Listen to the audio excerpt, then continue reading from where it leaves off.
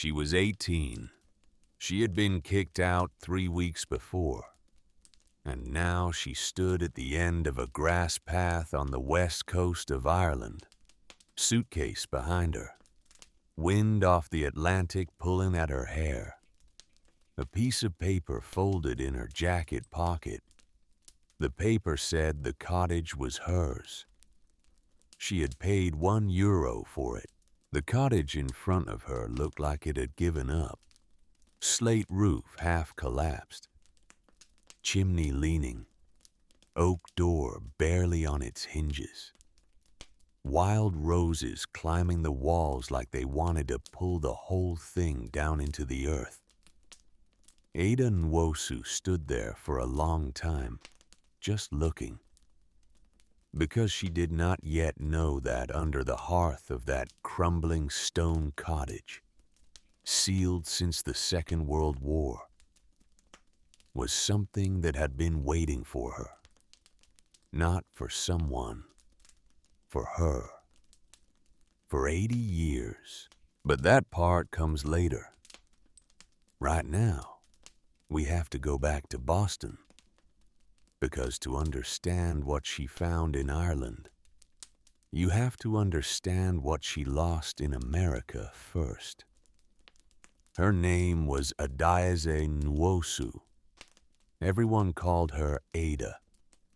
She was born in Brookline, Massachusetts, October of 2007, to Nigerian parents who had come to America in the late 1990s with 2 suitcases and a plan. The plan worked.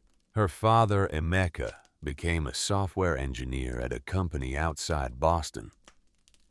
Her mother, Kioma, became a nurse practitioner at Brigham and Women's. They bought a small house on a quiet street where the maple trees turned orange every October. They sent Ada to good public schools. They paid every bill on time. They had built the American dream. They had built it brick by brick. And they were not going to let their only daughter take a hammer to it. But Ada did not know that yet. As a child, she only knew the warmth of that small house, the smell of jollof rice on Sunday afternoons, the way her father hummed high life songs while he cooked, the way her mother braided her hair every Saturday night before church. She was an only child. She was a quiet child. She read everything she could find. And she had a grandmother. Her grandmother's name was Ifeoma. Ifeoma lived in Lagos. Every year when Ada was small, Ifeoma flew across the ocean to spend a month in the Brookline house. She arrived with a wheeled suitcase full of palm oil and dried fish and stories. She filled every room with the smell of egusi soup. She filled every silence with laughter so deep it shook the windows. Ifeoma taught Ada how to braid her own hair. Ifeoma taught Ada how to cook stew with 3 peppers. Ifeoma taught Ada how to read the sky before a thunderstorm. But more than anything, Ifeoma taught Ada how to be loved without conditions. That was the part that mattered. That was the part that broke her later.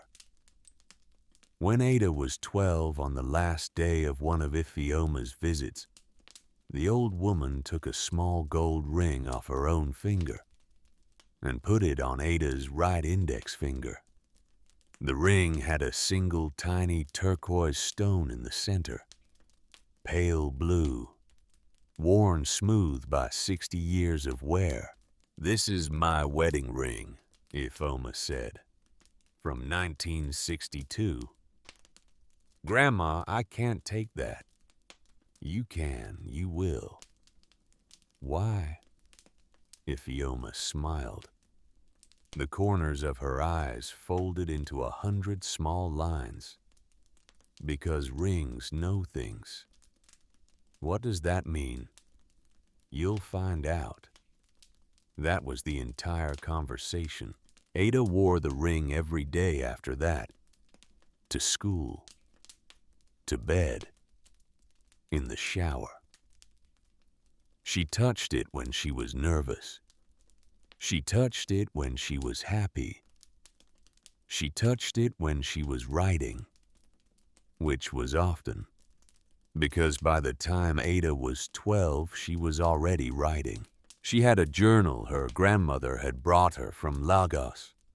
Leather cover, cream-colored pages. Inside it, Ada wrote poems. Bad poems at first. Then less bad poems. Then poems that made her teacher pause when she read them out loud in class. But she did not show her parents. Some part of her knew. Even at 12. Some part of her already knew. When Ada was 14, Ifeoma died. She died in Lagos, in her sleep, in the same bed she had slept in for 50 years. The phone rang at 6:47 a.m. on a Tuesday. Ada was eating cereal. She heard her mother answer the phone in the kitchen. She heard her mother say one word in Igbo. Then she heard her mother sit down hard on a kitchen chair. Ada knew before she walked into the kitchen. She just knew. "Grandma," Ada said. Her mother looked up. Her mother's face was already changing, already closing. Yes. When? Last night, in her sleep. Ada sat down across from her mother. She did not cry. Not yet. "We're going to Lagos for the funeral." "Right." Her mother did not answer. Her father walked in then, already dressed for work. He looked at his wife. He looked at his daughter. He looked at the cereal bowl going soggy in front of Ada. "We need to talk about that," he said. "What's there to talk about? She's my grandmother." "It's a 14-hour flight, Ada." "I know how long it is." "It's also $4,000 per person." So your father and I will go. You'll stay with Aunt Ndidi." "I'm not staying with Aunt Ndidi. Ada. She was my grandmother. And she was my mother." That was the line that ended the conversation. Ada did not go to Lagos. Her parents went for 10 days. Ada stayed in Brookline with her aunt. She went to school. She came home. She did her homework. She wrote 3 poems about her grandmother that no one would ever read.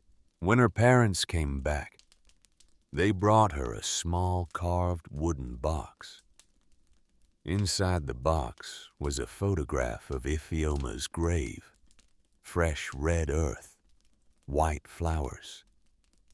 The name Ifeoma Adiaze Nwosu carved into a simple stone. Ada looked at the photograph for a long time. Then she closed the box. She did not open it again. Something broke in her that day. Not loudly, not all at once, but something cracked, the way a windshield cracks. A thin line that gets longer every week, and every time she touched the turquoise ring on her finger, she felt the crack get a little bit longer. The years after that were quiet. She got good grades because good grades were required. She did her homework because homework was required. She went to church because church was required. But in the rest of her time, in the time that was hers, she wrote. She wrote on the bus. She wrote at lunch. She wrote in the back of math class. She wrote in her bedroom at midnight while her parents slept down the hall. She filled 3 notebooks, then 5, then 9. She did not show her parents. When she was 16, she won a small regional poetry award, $100 and a printed certificate. The award was given at a Saturday morning ceremony at the public library in Newton. Her parents came. They sat in the second row. Her father wore a tie. Her mother wore the gold earrings she only wore for special occasions. When Ada walked up to the stage to receive her certificate, her mother clapped harder than anyone in the room. Her father stood up. In the car on the way home, her mother said, "That was a wonderful ceremony." "Thank you." "You write very well, Ada." "Thank you." A pause. Then, "Have you started thinking about pre-med programs for college?" Ada looked out the window. "No, Mom." "You should. Junior year is the time to start." "I don't want to do pre-med." A longer pause. Her father's hands tightening on the steering wheel. "What do you want to do?" "I want to write." "That's not a career, Ada." "Why not?" "Because writers don't eat."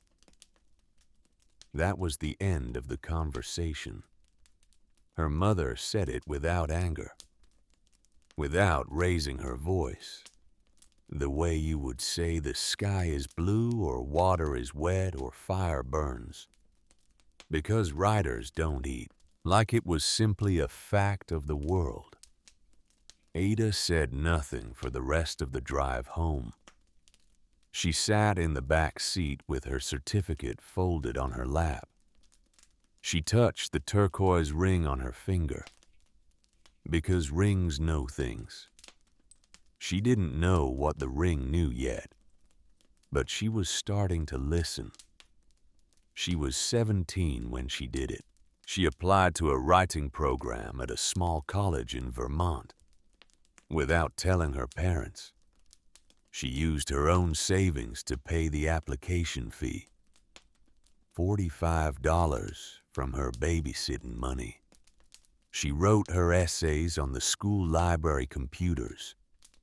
She submitted the application on a Tuesday in November. She got the acceptance letter on a Friday in March. The mail came at 3 p.m. Ada was at school. Her father was the one who got home first. He opened the mail like he always did. Bills, catalogs, an envelope with a college logo. He opened that one too. Ada walked through the front door at 4:15. Her father was sitting at the kitchen table. The acceptance letter was face up between his hands. He did not look up. "Dad." "Sit down." "Dad, I was going to tell you." "Sit down, Ada." She sat down. Her father slid the letter across the table. "Is this real?" "Yes." "You applied without telling us?" "Yes." "You filled out forms, wrote essays, submitted everything without telling us?" "Yes." He nodded slowly, like he was confirming something to himself. Then her mother walked in. Her mother saw the letter on the table. Her mother saw her husband's face. Her mother saw her daughter. Her mother did not sit down. What followed was a conversation that lasted 90 minutes, most of it in Igbo. Ada only understood pieces, words, phrases. The way her father said the word respect. The way her mother said the word shame. The way both of them said the word future, like they were spitting it onto the floor. Ada sat at the kitchen table and listened. She did not cry. She did not argue. She had argued with them before. She knew what arguing got you. It got you nothing. When the conversation ended, her mother turned to her in English and said, "You will not attend that school, Mom. We will not pay for it. Mom, please, if you want to be a writer, you can be a writer somewhere else. Not on our money. Not in our house. Mom, go to your room, Adaise." Ada went to her room. She wrote in her journal for 2 hours straight. She wrote until her hand cramped. She graduated high school in June. The ceremony was on a Wednesday at the high school football field. 623 graduates. Her parents came. Her mother wore the gold earrings. Her father wore the tie. They took a photograph of her in her cap and gown. In the photograph, Ada is smiling.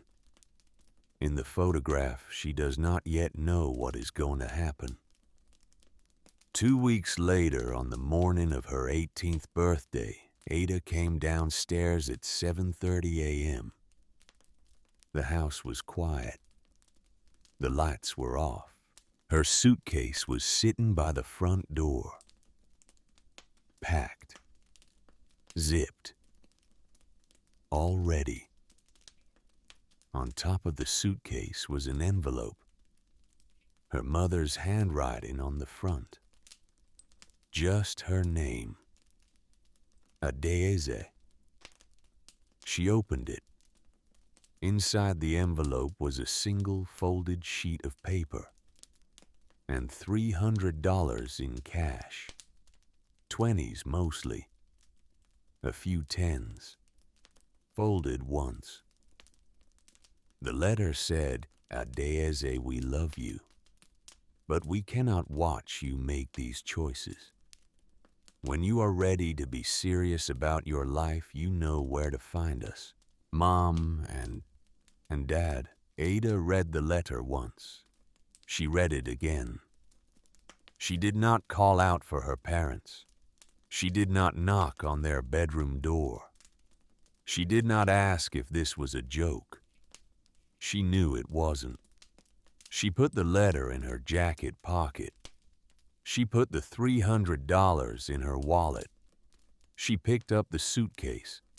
She picked up the canvas tote bag that held her leather journal and her laptop. She opened the front door. She walked out. She did not look back. She heard the door close behind her. She heard the lock click. The bus stop was 3 blocks away. She got on the first bus that came. She did not know where she was going yet, but she was going. She spent the first night at a Best Western in Cambridge. She paid $114 for a room with a queen bed and a coffee maker. She lay on top of the covers in her clothes. She stared at the ceiling. She did not sleep. In the morning, she did the math. $300 minus 114 equaled 186. One night. That was one night. She checked out at 7 a.m. and walked to a coffee shop. She ordered a small coffee and used their Wi-Fi to search for cheaper places to stay. She found a youth hostel near North Station. $35 a night. Shared bathroom. Bunk beds. She walked there. She paid for 3 nights up front. That left her with $81. $81 to figure out the rest of her life. She sat in the hostel common room with her laptop open. She drank cup after cup of bad coffee from the dispenser in the corner. She made lists. Get a job. Find an apartment. Apply to community college. Apply for emergency financial aid. Call the Vermont school. Beg. She called the Vermont school. The admissions counselor was kind, but also direct. Without your parents on the FAFSA, you won't qualify for enough aid. Not for our program. I'm so sorry, Ada. There's no way. You could try to establish independence, but that takes a year, sometimes 2. Okay. I'm so sorry. Okay, thank you. She hung up. She sat in the hostel common room for a long time. She touched the turquoise ring on her finger. Because rings know things. But the ring was quiet. The ring was quiet for 3 days.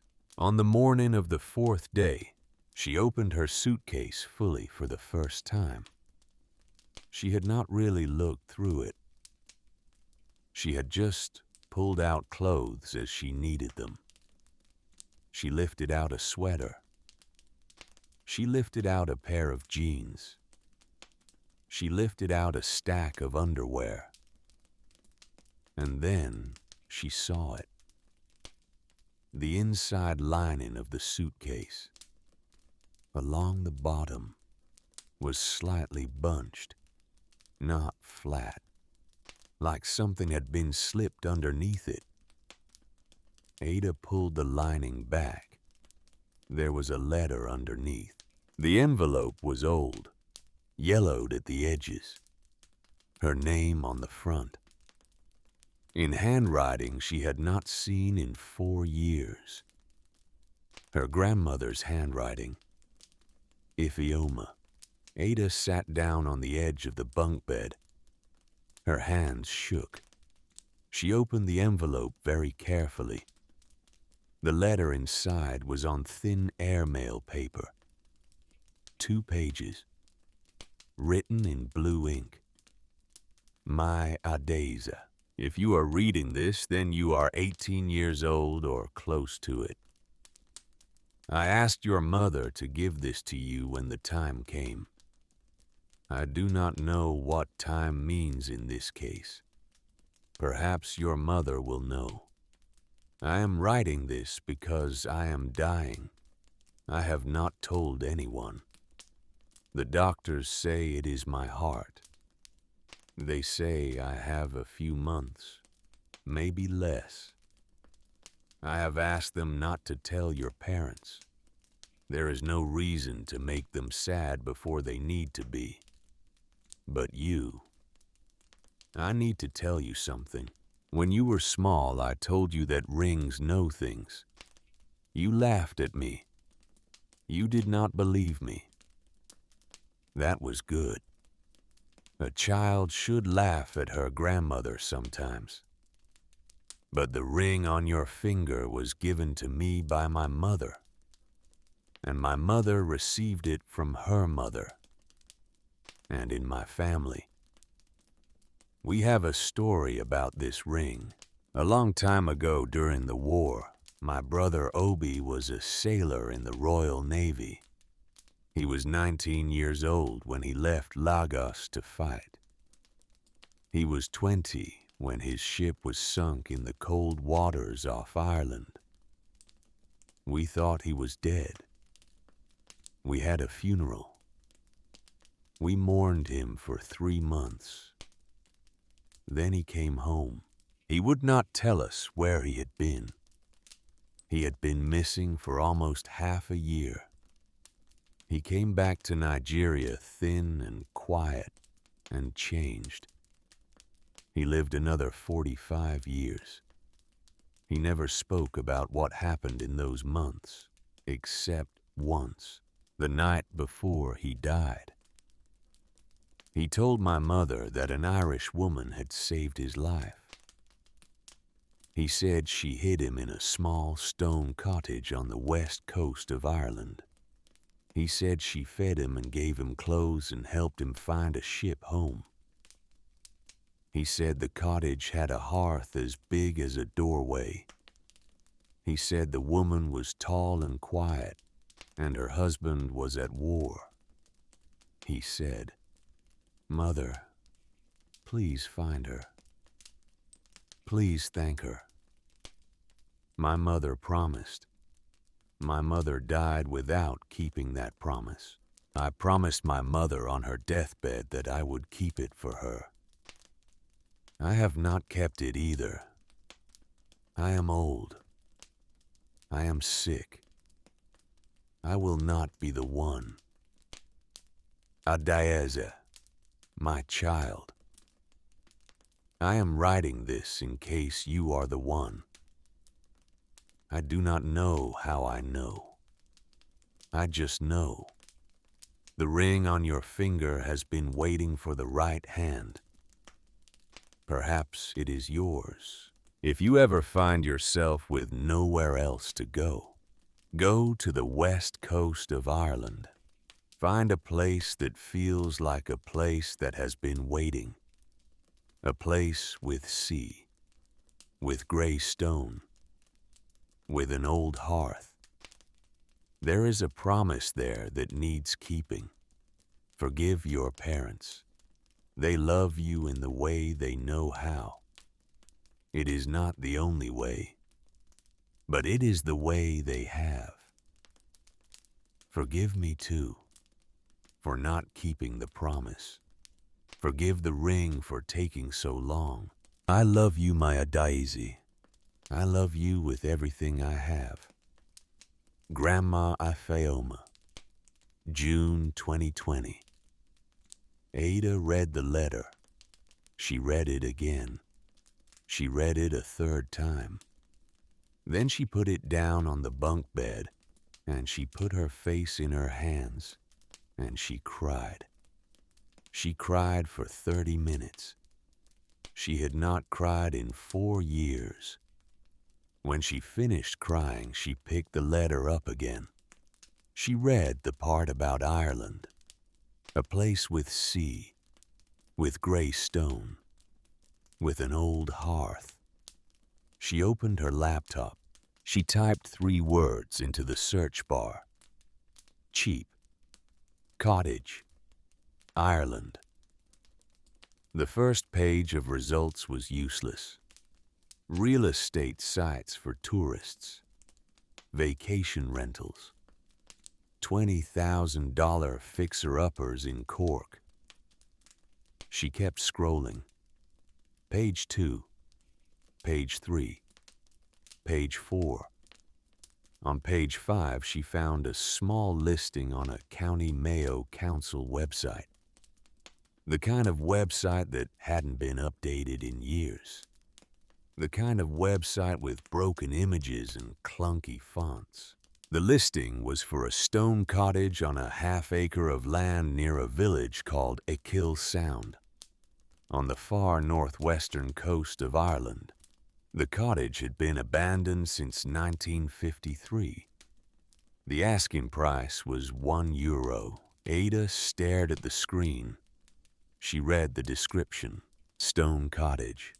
Half acre. No vehicle access. Footpath only. Water from well. Roof in disrepair. Walls sound. Buyer must commit to restoration within 5 years. Buyer must register as resident of parish. Buyer must respect cultural and historical significance of property. €1. About $1.10 in American money. Ada touched the turquoise ring on her finger. The ring was no longer quiet. The ring was loud. She booked a standby ticket to Dublin that night. It cost $312. She put it on a credit card she had opened for emergencies.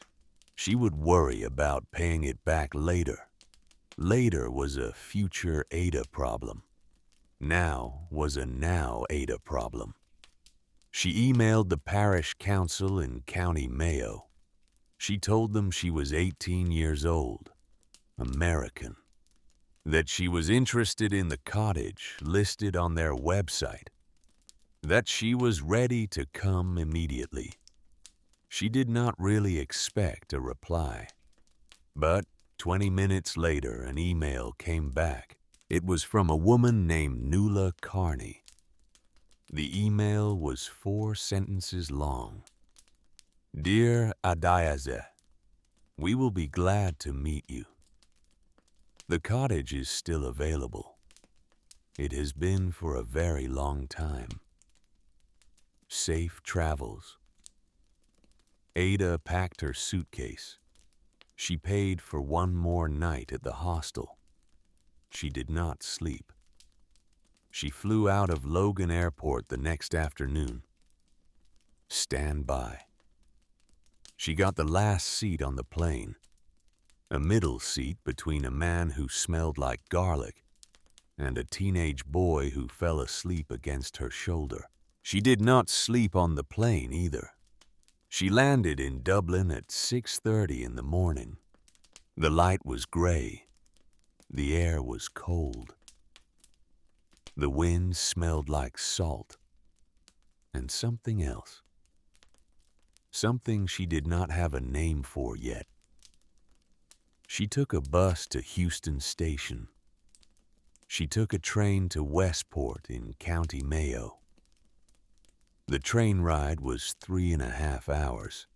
She watched the green country roll by and tried not to think about how much money was left in her wallet.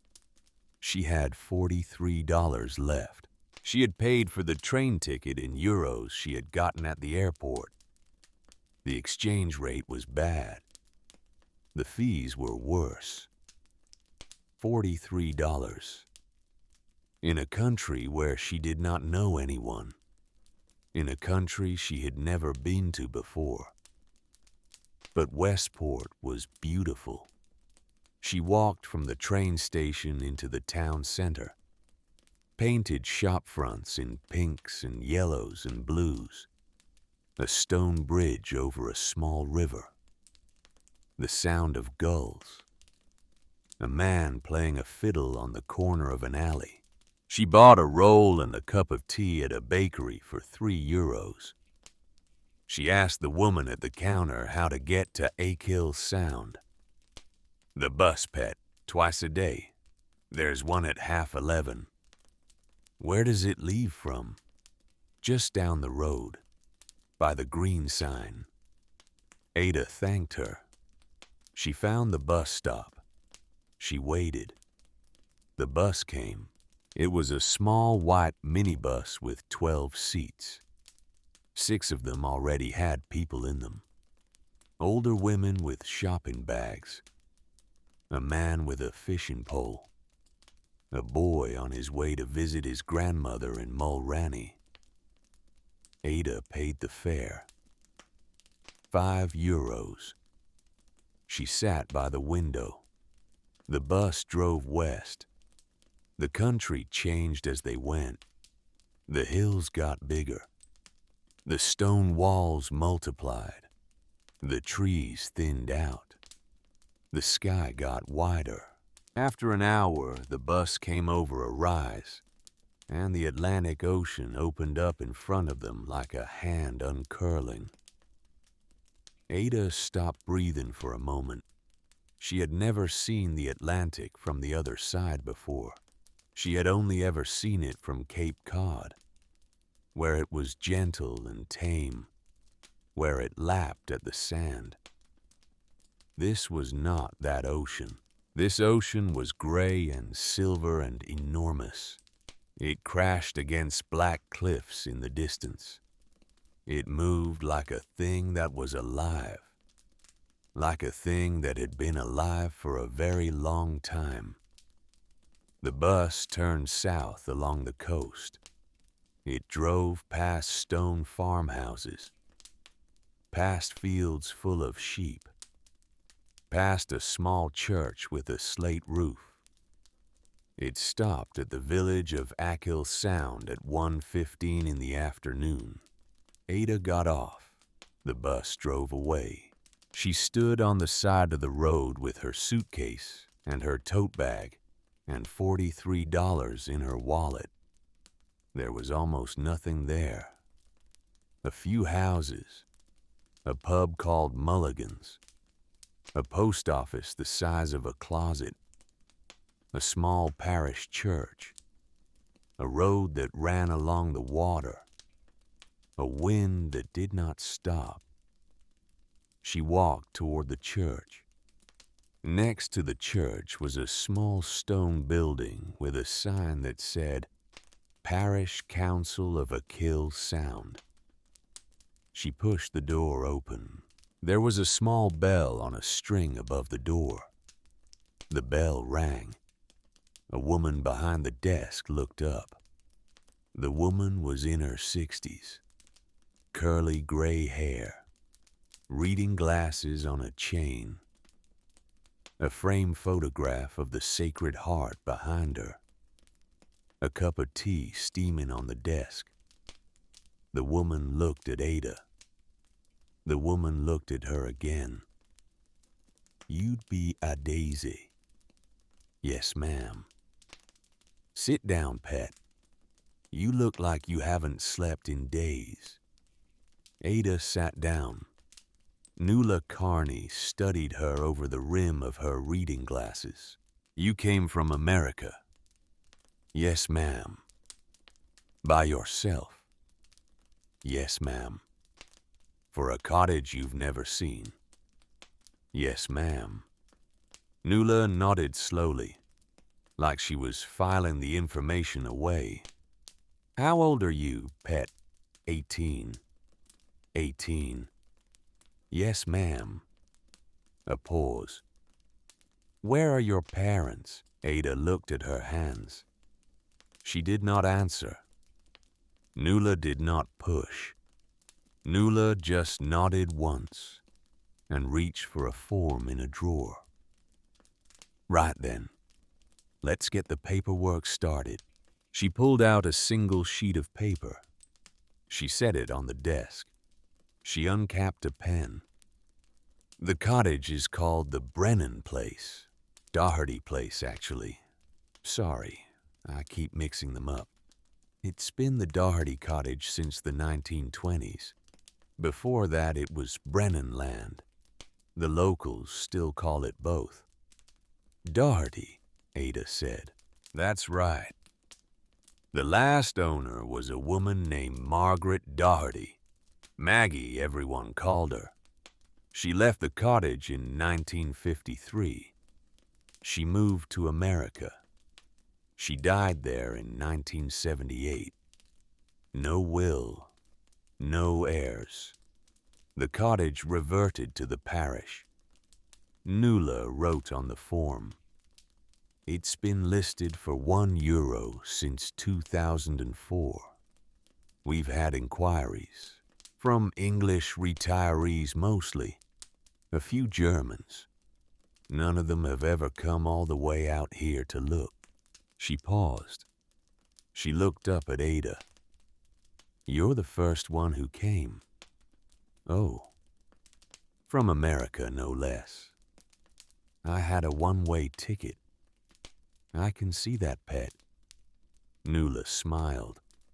The smile crinkled her whole face. Do you have the euro? Ada reached into her pocket. She had exchanged a small amount of cash in the airport. She had a few euro coins. She took out a €1 coin and put it on the desk. Nuala looked at the coin. Nuala looked at Ada. Nuala slid the coin back across the desk. Keep it, pet. You'll need it for food. But I'll cover it. I'll put one in the box for you. It's €1. The parish will survive. Thank you. Don't thank me yet. Wait until you see the cottage. Nuala finished filling out the form. She turned it around. She pointed to a line at the bottom. Sign here, pet. Ada signed. Adiaze Nwosu. In careful printed letters. The pen scratched against the paper. Nuala signed below her. Nuala stamped the form with a small rubber stamp. She filed it in a folder marked Deeds and Transfers 2025. Then she looked up. Welcome to County Mayo, Miss Nwosu. Ada nodded. She did not trust her voice. Nuala gave her directions to the cottage. It was 3 miles down the coast road. Then off the road up a grass path between stone walls. The path led to a rise. The cottage was on the other side of the rise. You'll know it when you see it, Nuala said. There's nothing else out there. Ada thanked her. She picked up her suitcase. She turned to go. At the door, she paused. She turned back. Mrs. Carney. Nuala. Just Nuala Pet. Why did the cottage stay empty? Nuala took off her reading glasses. She folded them. She set them on the desk. Because Maggie loved it. And when Maggie left, no one in the village would touch it. Not for a long time. Some places hold on to people, even after the people are gone. That doesn't really answer my question. No pet. I suppose it doesn't. A pause. Then Nuala said, some people would say the cottage was waiting. Waiting for what? That's the part nobody knows. Ada walked the 3 miles to the cottage. She walked slowly. The road was narrow. The wind came in steady gusts off the water. Sheep watched her from the fields. A pair of magpies called from a hawthorn hedge. After 2 miles, the road turned to a dirt track. After another half-mile, the dirt track turned to grass. She came over the rise. And there it was. It was smaller than she had imagined. About 25 feet long, 15 feet wide. A single rectangular building of rough-cut gray stones held together with crumbling mortar. The roof was slate, patched with moss. A whole section near the middle had partly fallen in. A single tall chimney rose from the center of the cottage. One side of the chimney had collapsed. The remaining side was straight and strong. There were 2 small windows, one on either side of a heavy oak door. The door hung slightly open on rusted iron hinges. Around the cottage, the remains of an old garden, wild roses climbing the south wall, foxglove growing in spikes of purple, a sagging wooden gate leaning against the stone wall, and beyond the cottage in every direction the rolling green hills of West Ireland, and beyond the hills, the sea. Ada set her suitcase down. She walked to the cottage. She put her hand on the oak door. She pushed it open. The hinges groaned. She stepped inside. The interior was a single room. The floor was flagstone, gray, the same stone as the walls, covered in dust and small bits of fallen slate, and a thin layer of bird droppings near the broken section of roof. The walls were the rough interior side of the stones, uneven, textured, the mortar between them dark with age. The ceiling was open to the rafters, dark wooden beams, some of them split, most of them sound. And at one end of the room was the hearth. The hearth was enormous.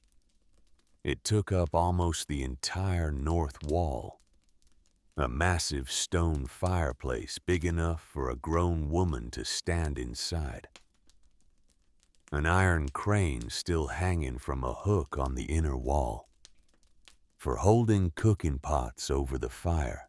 The hearthstone in front of the firebox was a single flat slab of gray stone, maybe 5 feet wide, 3 feet deep, thick, heavy, worn smooth in the center by 150 years of feet. Ada walked across the room toward the hearth. The flagstones were uneven under her boots. The closer she got to the hearth, the slower she walked. She knelt down in front of it. She put her palm flat on the hearthstone. The stone was cold. Of course it was cold. The fire had not been lit in 70 years, but Ada stayed kneeling there, with her hand on the stone, for a long time. She thought about her grandmother. She thought about the letter in her jacket pocket. She thought about the brother named Obi, who had been hidden in a stone cottage on the west coast of Ireland during the war. She thought about a tall, quiet woman named Maggie Doherty, whose husband had been at war. She thought about how long the cottage had waited, how long a hearth could hold. She lifted her hand from the stone. She looked at her palm. It was dusted with soot. She wiped it on her jeans. She did not yet know about the cavity beneath the hearthstone. She did not yet know what was inside it. But the cottage knew. The cottage had always known. The roof was too damaged to sleep under that night. The clouds were low and gray. The wind smelled like rain. Ada did not have a tarp. She did not have a sleeping bag. She did not have anywhere safe to put her suitcase if a real storm came in. She walked back to the village. She walked into Mulligan's pub. The pub was warm. The pub smelled like peat smoke and roast meat and old wood. A few men sat at the bar. They turned to look at her. They turned back to their drinks. A woman behind the bar smiled. "You'd be the American girl." "How did you know?" "Nuala called me. Said you'd be coming." "Oh. I'm Aisling. The rooms upstairs are 25 euros a night. We do dinner till 9. Can I see the room? I'll show you up, pet."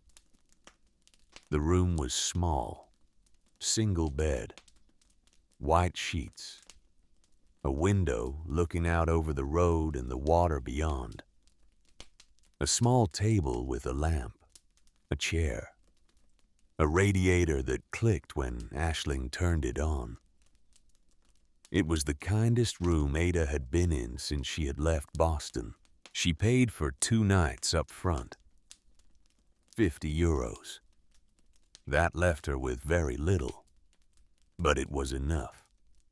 She had her cottage. She had her grandmother's letter. She had her ring. She had enough. She ate dinner downstairs at a small table by the window. Shepherd's pie, brown bread with butter, a pot of tea. The food cost 12 euros. She paid it without flinching.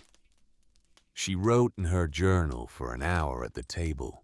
She wrote about the cottage, about Nuala, about the wind, about the way the hills rolled down to the water like a body lying on its side.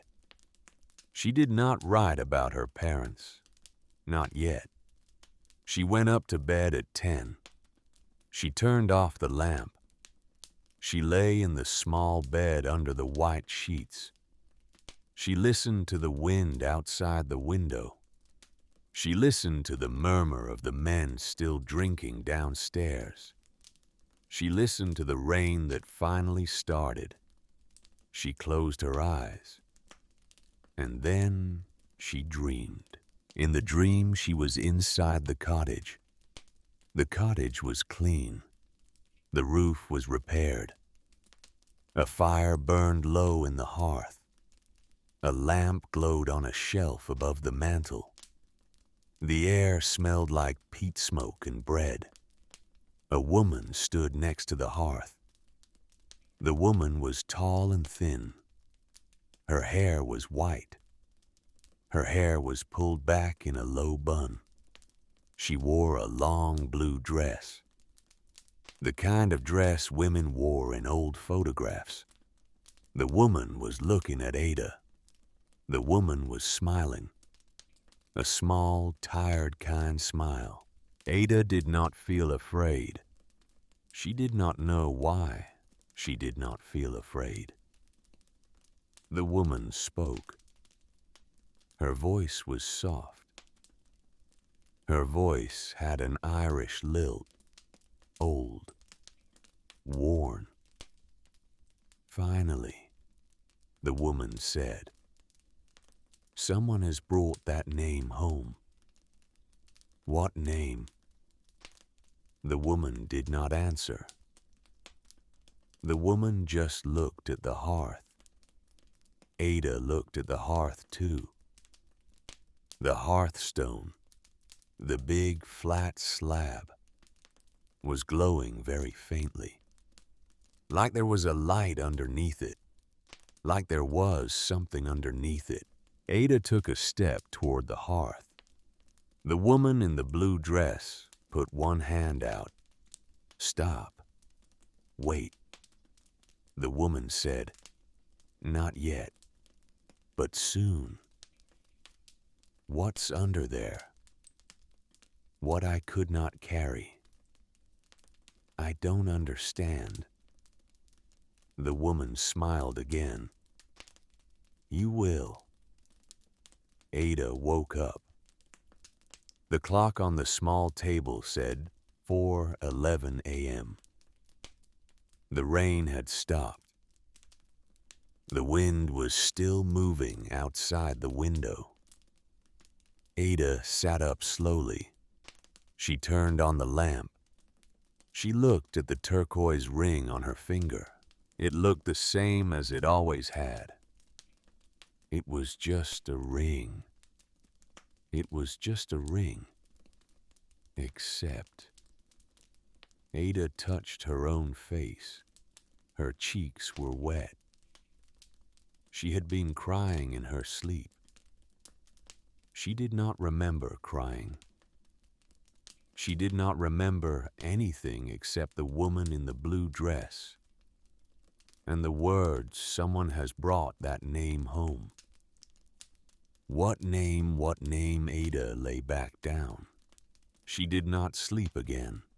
She stared at the ceiling until the sky outside the window started to turn from black to gray, from gray to the color of pale stone, from the color of pale stone to the color of a sea about to clear. She watched the morning come. The second day, Ada brought a broom. She bought it at the small hardware store in the village. €8, plus a dustpan, plus a pair of work gloves, plus a flashlight with batteries, plus a roll of black trash bags. €22 gone. She had 21 left. 21 euros, which is roughly $23, which is not enough money to do anything except sweep a cottage. So that is what she did. She walked the 3 miles back. She pushed the oak door open. She stepped inside. And she stood there in the gray morning light, with the broom in her hand, staring at 70 years of dust. And she thought, where do I even start? She started in the corner. She always started in the corner. When her grandmother had taught her to clean a kitchen, Ifioma had said, start in a corner, work outward. Never let the mess look at you. Look at the mess. Look at one piece of the mess. That is all. Ada looked at one corner. She started sweeping. The dust rose up around her in clouds, pale and thick. She had to stop every few minutes to cough, to open the door wider, to let the wind do half the work. She worked for 3 hours. By noon, she had swept half the floor. She had filled 2 trash bags with leaves and bird droppings, and slate fragments and the small, dry corpses of mice that had not survived the last cold winter. She sat down on the hearthstone. She drank water from a plastic bottle she had filled at Mulligan's. She looked at the cottage. Half of it was clean now. Half of it was still 70 years old. And the half that was clean was beautiful. The flagstones were dark gray, almost black where they had been swept, smooth in the centers where 100 years of feet had worn them down. The walls were pale gray with darker veins. The mortar between the stones was the color of old bone. It was beautiful. She had paid €1 for this, for something beautiful. She sat on the hearthstone and ate a piece of bread she had wrapped in a napkin from the pub. The bread was a little stale. It did not matter.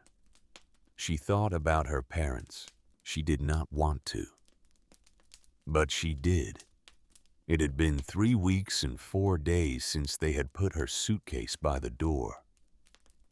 3 weeks, 4 days, 22 hours. She knew the time exactly. She did not let herself look at her phone often. She did not let herself check for messages, because every time she checked there was nothing. And every time there was nothing, it hurt a little more. But she checked anyway. She pulled out her phone now. She had bought an Irish SIM card at the Dublin airport. €3. She had texted her parents her new number on the first day. She had typed, "I'm safe. I'm in Ireland."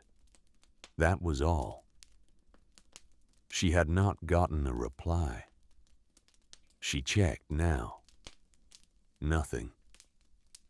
She put the phone back in her pocket. She picked up the broom. She kept sweeping. Section 17. Bridget O'Hara.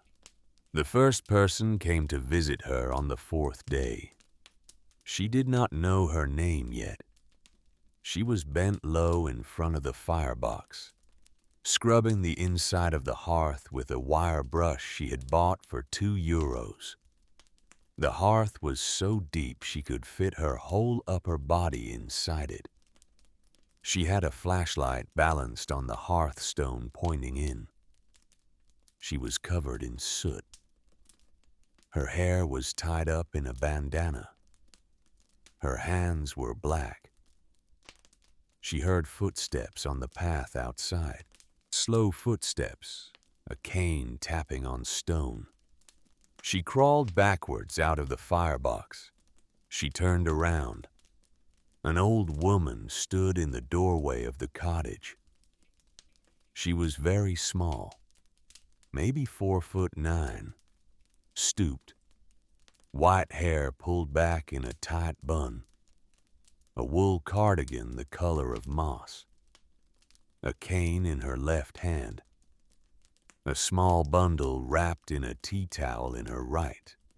The old woman looked at Ada. Ada looked at the old woman. The old woman said, "You're scrubbing it wrong, pet." Ada blinked. "I'm sorry. Wire brush on Connemara stone. You'll scratch it raw. Use a soft brush. Hot water. A little vinegar. Patience." Ada did not know what to say. The old woman stepped into the cottage, slowly, her cane tapping on the flagstones. She set the bundle down on the small wooden table Ada had not yet repaired. She unwrapped the tea towel. Inside the tea towel was a loaf of brown bread, still warm. The smell of it filled the room. Yeast, buttermilk, a faint hint of treacle. "My name is Bridget," the old woman said. "Bridget O'Hara. I live half a mile down the road. The cottage with the blue door. I'm Ada. I know who you are, pet. You do. Everyone in the parish knows who you are. There aren't enough of us left to keep secrets." Bridget sat down on the wooden chair. Carefully. The chair creaked. She rested her cane against her knee. She looked around the cottage. For a long time, her face did not change, but her eyes did. Her eyes went soft, the way water goes soft when the wind drops. "How old are you, pet?" 18. 18. "Yes, ma'am." "And you bought this place for €1? "Yes, ma'am." "By yourself?" "Yes, ma'am." Bridget nodded slowly. She looked at the hearth. She looked back at Ada. "I am 88 years old, Adeze. I was born in 1937, in the house I still live in, half a mile down the road. I have lived in this parish my whole life. I have seen people come. I have seen people go. I have seen this cottage empty since I was 16 years old. 16. Yes, pet. I was 16 the last time anyone lived here." Ada sat down slowly on the hearthstone. "You knew her," Ada said. "Who?" "The woman who lived here." A long pause. Bridget's hand tightened on the head of her cane. "Maggie," Bridget said. "Her name was Maggie Doherty." The hearth seemed to lean in a little. Or maybe Ada just imagined it. "Tell me about her," Ada said. Bridget looked at her for a long moment. Then she nodded. "I'll need a cup of tea first, pet. My throat is dry." Ada had no kettle, no stove, no way to make tea. She walked down to Mulligan's. She came back with a thermos of tea and 2 cups borrowed from Ashling. She poured for Bridget. Bridget wrapped both hands around the cup. She took a long, slow sip. She started to talk. Maggie Doherty was tall, taller than her husband. Most women in the parish at that time were not tall. Maggie was almost 6 feet. She had brown hair. She had eyes the color of slate. She was a quiet woman, a serious woman. But when she laughed, the whole village heard it. She had a laugh like a horse, loud, honest. The kind of laugh that makes you laugh just to hear it. Ada listened. She did not interrupt. Her husband was Thomas Doherty. He was from the next parish over. He was a fisherman. He was a kind man, a quiet man. He loved Maggie the way some men love. The kind of love that does not need to be spoken about every day. It just is. Like the weather, like the tide. They lived here. They built it. Or rather, they rebuilt it. The cottage was older than them by 100 years, but it was in ruins when they married. Thomas's father had owned the land. After Thomas married Maggie, he and Maggie spent 2 years rebuilding the cottage with their own hands, stone by stone, beam by beam, slate by slate. Bridget took another sip of her tea. She looked at the hearth. This hearth was Maggie's pride. She designed it herself, larger than any hearth in the parish, big enough for a woman to cook for 12 people in. Thomas would tease her. He would say, "Maggie, we have no children yet. Who is going to eat all this food you're going to cook?" And Maggie would laugh, and she would say, "We'll see, Thomas, we'll see." A pause, a long one. They never had children, Bridget said. Oh, Thomas went to England in 1939. He joined the British Army. Foolish man. He didn't have to go. Ireland was neutral. But he could not stand to sit still while the world burned. He said he had to do something. Maggie did not stop him. She could not have stopped him even if she tried. So she went with him. She trained as a nurse and went to work in a hospital in Birmingham. They wrote her parents every week. Did Thomas come home? Bridget set her teacup down. She did not answer right away. He went missing, she said, in 1945, in Germany. The army wrote her a letter. Missing in action. Not confirmed dead. Not confirmed dead. That was the worst part, Pet. If they had told her he was dead, she could have grieved, buried him in her heart, moved on.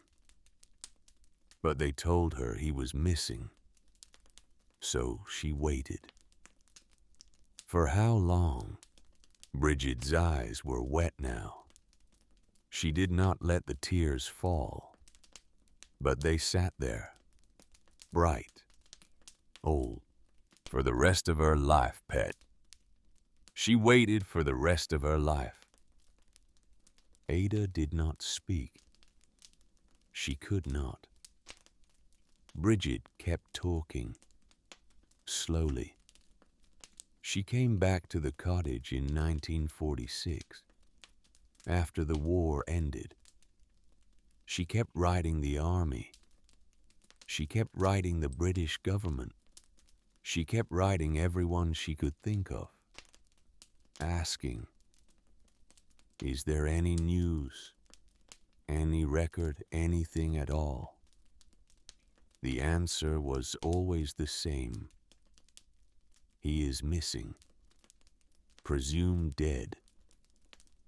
We are sorry. There is nothing more we can tell you. And she stayed.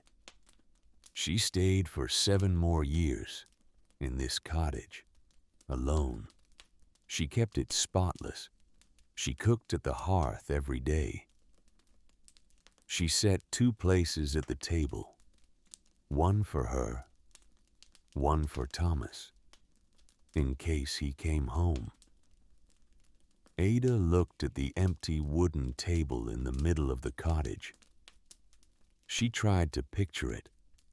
2 place settings, a woman alone, the hearth burning, every night, for 7 years. What happened in 1953? Ada asked. She left. She went to America. She had a cousin in New York. She said she could not stay here anymore.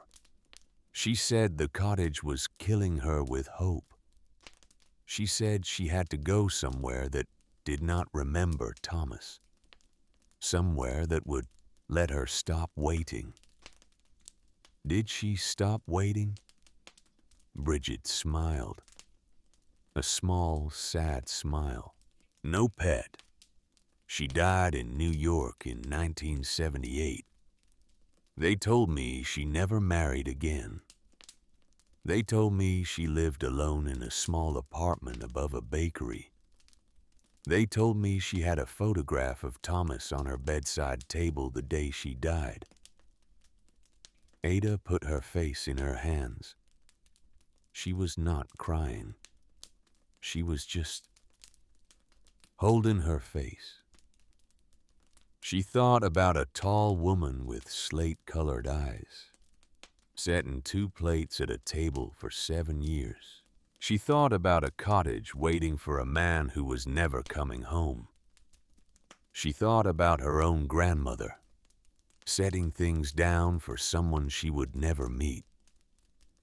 She thought about her own self, sitting on a hearthstone, with a broom in her hand. She thought, the hearth holds what the heart cannot carry. She did not yet know that those exact words were waiting for her, written in ink, under the floor she was sitting on. But she would know soon. Bridget stayed for 2 hours. She told Ada more stories about the dances at the parish hall in 1948, about how Maggie would come alone and sit by the window, about how the men of the village would ask her to dance, about how she always said no, politely, quietly, always no. About how the women of the village brought Maggie bread and jam and tea for 7 years, so she would not be entirely alone. About how the village mourned when she finally left. Bridget told Ada about the day Maggie left in 1953. April, a cold spring morning. A horse cart waiting at the end of the lane. Maggie had said goodbye to no one. She had simply walked down the lane with one suitcase, got in the cart, did not look back. She left everything in the cottage, Bridget said. The furniture, the dishes, the bedding. We thought she would come back for it. Some of the women in the village offered to box it up for her, to send it to America. She said no. She said, let it stay where it is. Someday someone else will need it. Bridget looked at Ada. That was 72 years ago, pet. 72 years. And no one came. Not one person. Until you. Ada did not know what to say. She did not say anything. Bridget stood up slowly, cane in hand, knees creaking. I'll be going now, pet. I get tired easily these days, but I'll come back. Tomorrow, or the day after, if you'd like. Please. Yes. Please come back. I'll bring more bread. Thank you. Bridget started toward the door. At the door, she paused. She turned around. She looked at the hearth. She said, "There was one thing I always wondered about Pet." What? Before she left, the week before, Maggie spent 2 days in this cottage alone with the door locked. She would not let anyone in. Not even her oldest friend. We knew she was doing something. We did not know what. Bridget paused. She looked at Ada. Her old eyes were sharp. I have always wondered what she was doing in here. Those 2 days. Before she left. You think she was hiding something? I think, Pet, that if she left something in this cottage, it was waiting for someone. For who? Bridget smiled. That's the part I never knew. She tapped her cane on the flagstone. Twice. Good night, Adeze. Good night, Bridget. The old woman walked out. The oak door closed slowly behind her. Ada sat on the hearthstone for a long time after that. She did not move. She did not sweep. She just sat there, looking at the hearth, looking at the floor. She thought about a woman locking herself in a cottage for 2 days. She thought about why a woman would do that. She thought about hiding places. She thought about her grandmother's letter. If you ever find yourself with nowhere else to go, go to the west coast of Ireland. Find a place with sea, with grey stone, with an old hearth. Old hearth. Ada looked down at the hearthstone she was sitting on. She had been sitting on it for 2 days, sweeping around it, cleaning the inside of the firebox, scrubbing the mantel. But she had not really looked at the hearthstone itself. She looked at it now. She slid off it onto the flagstone floor. She crouched down. She ran her fingertips along the edge of the hearthstone, along the seam where it met the surrounding floor. There. A gap. A small gap. Not a crack in the stone. A deliberate gap. As if the hearthstone was not mortared in place like the rest of the flagstones. Ada brushed away 70 years of dust and soot from the gap. The edge of the hearthstone was smooth. It had been cut to sit loose. She pressed down on one corner. Nothing happened. She pressed down on the opposite corner. The stone rocked, just slightly, but it rocked. It was not fixed to the ground.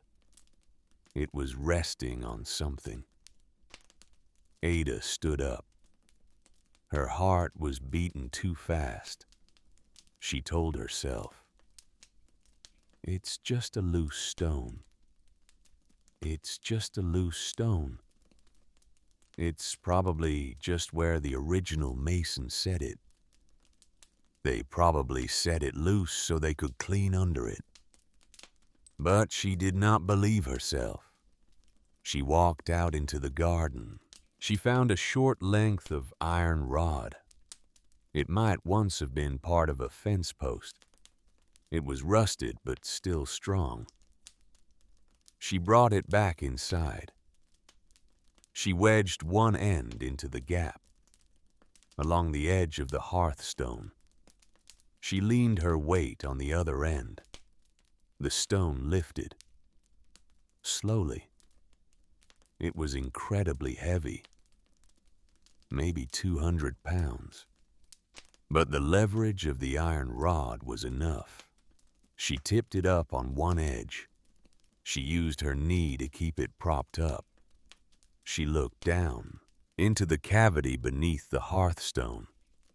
It was not a natural gap in the flagstones. It was a chamber, lined with flat stones on all four sides, about 2 feet wide, about 3 feet long, about 2 feet deep. And in the chamber was a bundle wrapped in oilcloth, tied with heavy string. Ada stopped breathing. She let the hearthstone tip back down. Carefully, carefully. So she did not drop it. So she did not crush the bundle underneath. The stone settled back into place. Ada sat on the floor next to it for 5 full minutes. She did not move. She did not breathe properly. She just sat there. And then she got up. She lifted the hearthstone again. With the iron rod, she propped it up with her knee. She reached down into the chamber. She lifted out the bundle. It was heavy. It was very heavy. She set it on the flagstone floor. She lowered the hearthstone back into place. She knelt down next to the bundle. The oilcloth was dark with age, but intact. She untied the string. The string came apart easily in her fingers, as if it had been waiting to be untied. She unfolded the oilcloth. There were 3 things inside. A small tin box with a hinged lid, a leather-bound book, a wooden rosary. Ada looked at them for a long time. Then she picked up the tin box first. She opened it. Inside were small gold objects, wrapped in waxed paper. She unwrapped them carefully, one by one. A pair of earrings with garnet stones, a thin gold chain with a small cross pendant, a ring with a single deep blue stone. Old, worn, beautiful. A gold locket on a chain. Ada opened the locket with her fingernail. Inside was a tiny photograph. A young man with dark hair and a mustache. A young woman in a pale dress with flowers in her hair. Both of them looking solemnly at the camera. The way people looked at cameras 100 years ago, as if the camera might steal their soul. Ada knew who they were, Maggie and Thomas. She closed the locket. She set it on the flagstone floor next to the other jewelry. Then she picked up the leather book. The book was a journal. She opened it. The pages were thick paper, cream-colored. The ink had faded from black to a soft brown. She read the first entry. September 12th, 1939. Maggie Doherty. My husband Thomas and I are leaving Achill tonight. We are going to England. Thomas has joined the British Army. He says he cannot sit still while the world burns. I will work in a hospital in Birmingham.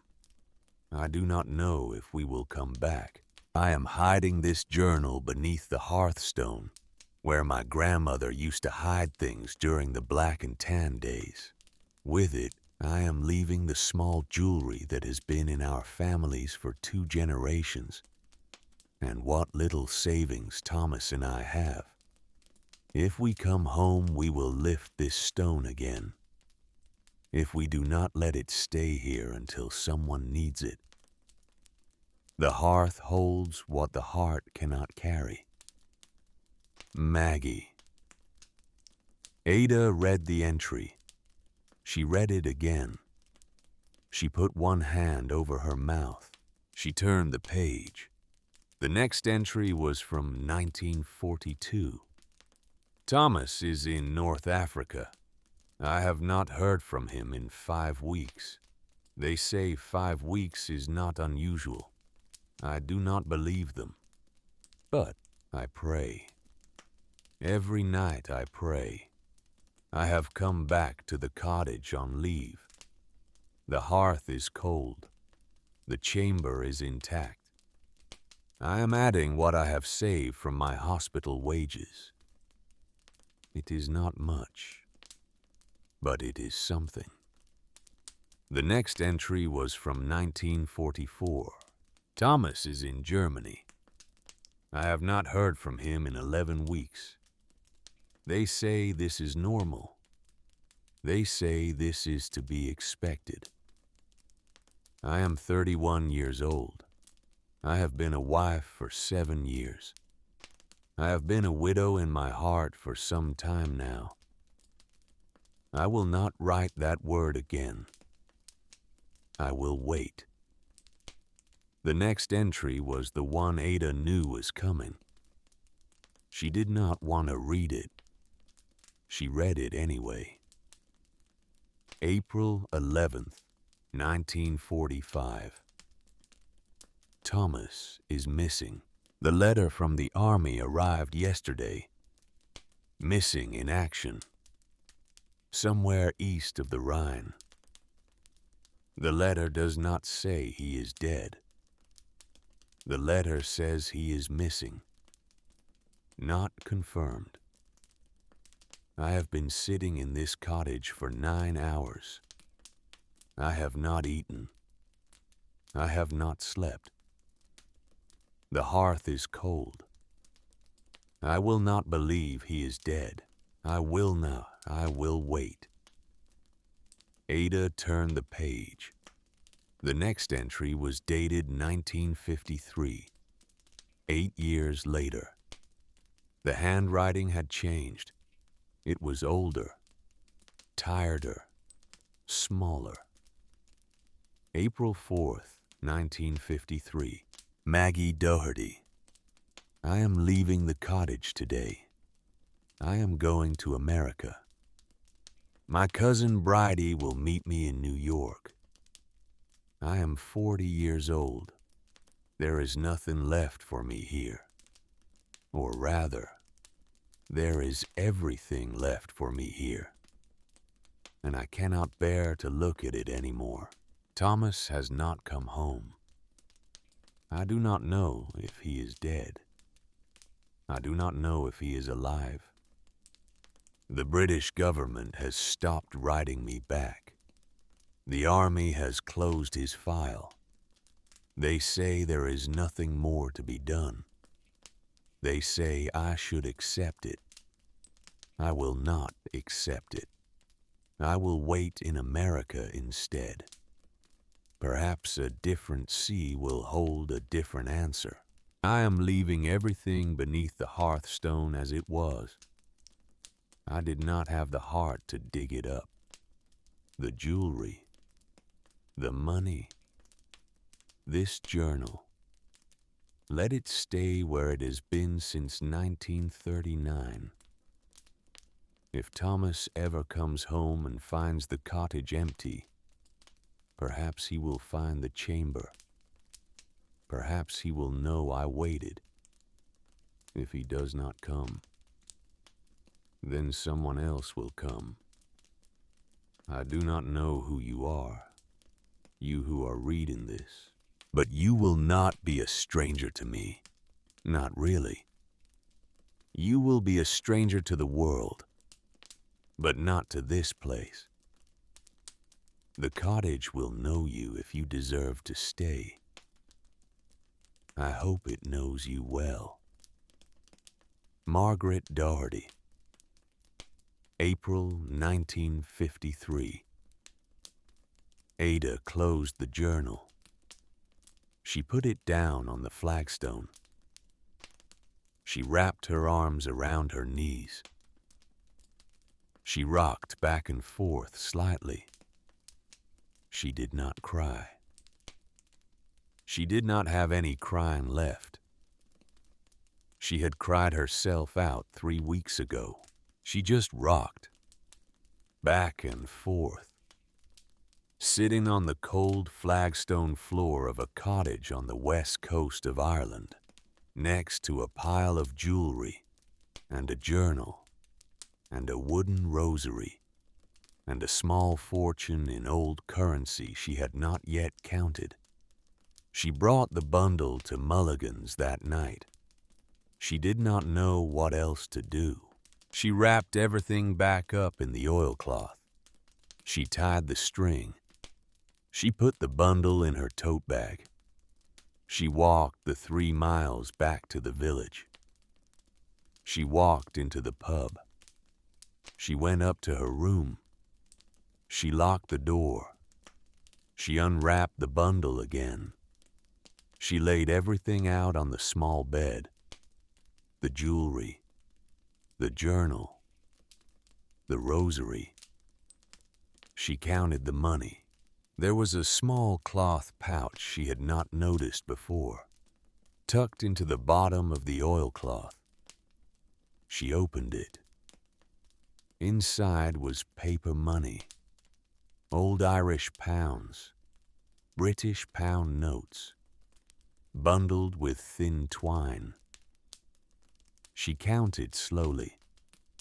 Some of the bills were from the 1940s, some from the late 1930s, a few from the 1920s, old, beautifully old, worth nothing at face value anymore, but worth something else. She did not know how much. She just knew it was a lot. She lay on the bed. She stared at the ceiling. She did not sleep. She thought about her grandmother's letter.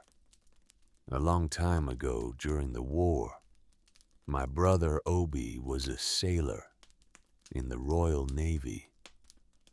A sailor in the Royal Navy, hidden in a stone cottage on the west coast of Ireland, saved by an Irish woman whose husband was at war. Ada sat up. She turned on the lamp. She picked up Maggie's journal again. She turned the pages slowly, looking for it, knowing she would find it, hoping she would not. She found it on a page near the back of the journal, loose between the leather binding and the back end paper. A single small photograph, about 2 inches by 3 inches, black and white, yellowed at the edges. Ada lifted it out very carefully. The photograph showed 2 people standing in front of the cottage. The cottage looked the same, or almost. The chimney was straight in the photograph. The roof was whole. On the left was Maggie. Ada recognized her now. Tall, thin, brown hair pulled back, slate-colored eyes, not smiling, looking directly at the camera. On the right was a young man, a young black man, in a dark sweater. the kind sailors wore, his hair cut short, his face thin, his eyes serious. He was not smiling either. Maggie's hand was on his shoulder, just lightly, the way you would touch a brother. On the back of the photograph in faded pencil O. Summer of 44. Ada sat on the edge of the bed. She held the photograph in both hands. She could feel her heart beating in her throat. Oh, Obi, her grandmother's brother, hidden in this cottage. In the summer of 1944, she thought. That is not possible, she thought. That is not possible. That is too much. That is too much for one cottage to know. That is too much for one ring to know. That is too much, she thought. Rings know things. She did not believe her own grandmother for half her life. Now she believed. In the morning, she walked to the post office in the village. She bought a manila envelope, €2. She put the photograph inside it. She put the envelope in her tote bag. She walked to the bus stop. She caught the 11:30 bus to Westport. She had decided in the night. She was going to a solicitor. Bridget had told her there was a good one in Westport, a woman who specialized in rural property, Sheila Hennessy. Bridget had given her the address. The bus ride took an hour. Ada looked out the window. Sheep, stone walls, rolling hills, she thought. 2 days ago, I did not know any of this existed. I did not know Maggie Doherty existed. I did not know my grandmother's brother had been saved by an Irish woman during the war. I did not know I owned a cottage. I did not know I owned anything. And now I know all of it. Now I know all of it.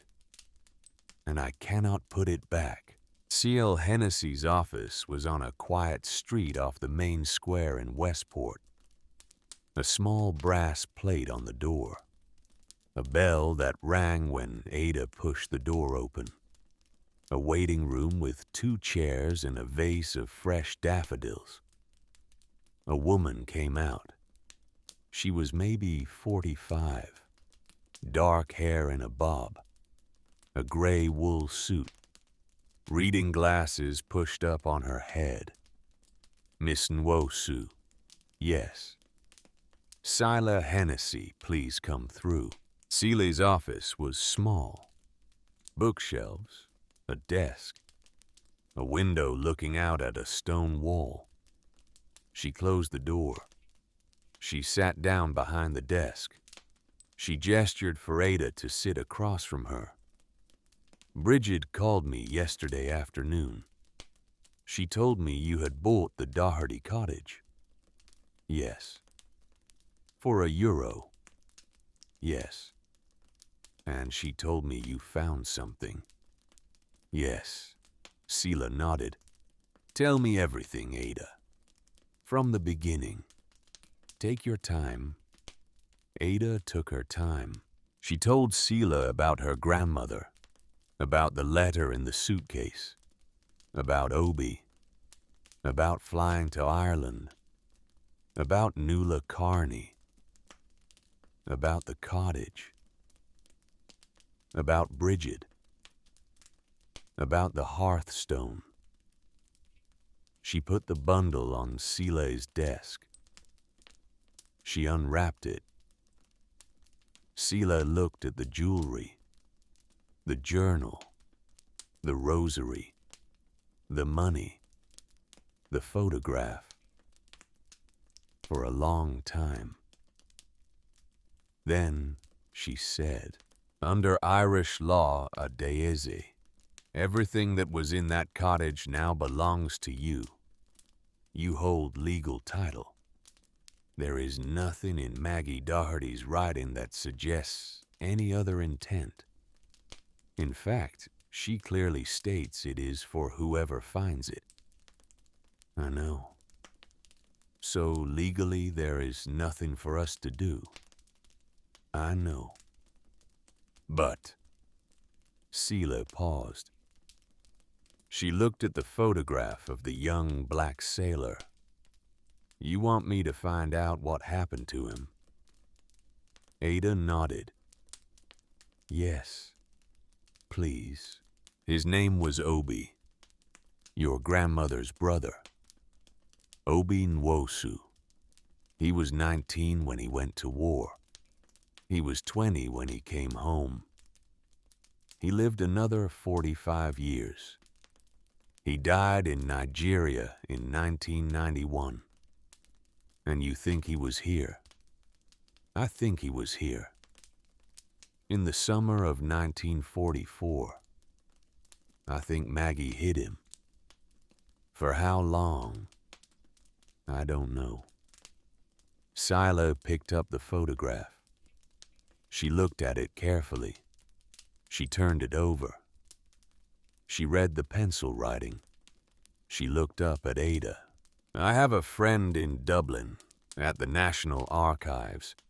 The Royal Navy maintained records of foreign sailors who served during the war, particularly those who went missing. Lagos sent a number of volunteers. There would be a record. Can you find it? I can try. How long? A few weeks, maybe less. These archives are well organized. Ada exhaled. She had not realized she was holding her breath. Thank you. You're welcome, Ada. A pause. Then Seela said, Do your parents know you're here? Ada looked at her hands. Yes. Have you spoken to them? I texted them my number when I got here. And nothing. Seela nodded slowly. She did not say anything for a moment. Then she said, My father did not speak to me for 2 years after I told him I was leaving the convent to go to law school. I was 26, old enough to make my own decisions. He did not see it that way. 2 years adaeze, 2 years of silence. And then one day he called me, and he said, Seela, I have been wrong. I am ready to talk now. He called you. He called me. And you talked. And we talked. And it took a long time. But eventually, we found each other again. We found a different father and a different daughter. The ones we had been to each other, those were gone. But the ones we became, those were also good, in their own way. Ada nodded, slowly. I don't know if my parents will call. They might not, Adaeze. I have to tell you that. They might not. I know. But sometimes people do. I know. Seela pulled a yellow legal pad toward her. She picked up a pen. Let's get started, Ada. Tell me everything you know about Obi Nwosu. Birth date, hometown, anything your grandmother wrote in her letter. I'll send the inquiry to Dublin this afternoon. Ada told her everything. It took almost 2 hours. When Ada left Seela's office, the afternoon was already turning gray. A cold rain had started to fall. She pulled her jacket tighter and walked back to the bus stop. She caught the last bus back to Achill Sound. She got off at the village. She walked to Mulligan's. She went up to her room. She sat on the bed. She picked up her phone again. She looked at her mother's name in her contacts. This time she pressed the call button. It rang. Once, twice, 3 times, 4 times. Voicemail. The familiar voice. Hi, you've reached Kioma Nwosu. Please leave a message. The beep. Ada took a breath. She said, Mom, it's me. I'm calling because I have a question. Just one question. It's about Grandma. She paused. Did Grandma have a brother named Obi who went to the war? I need to know. Please call me back. She paused again. That's all. Just that question. Thank you. She hung up. She put the phone face down on the bed. She lay back on the pillow. She closed her eyes.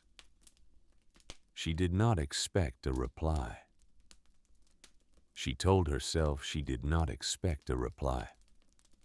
She was not waiting. She was not waiting. Her phone rang at 9:47 that night. Ada was already in bed.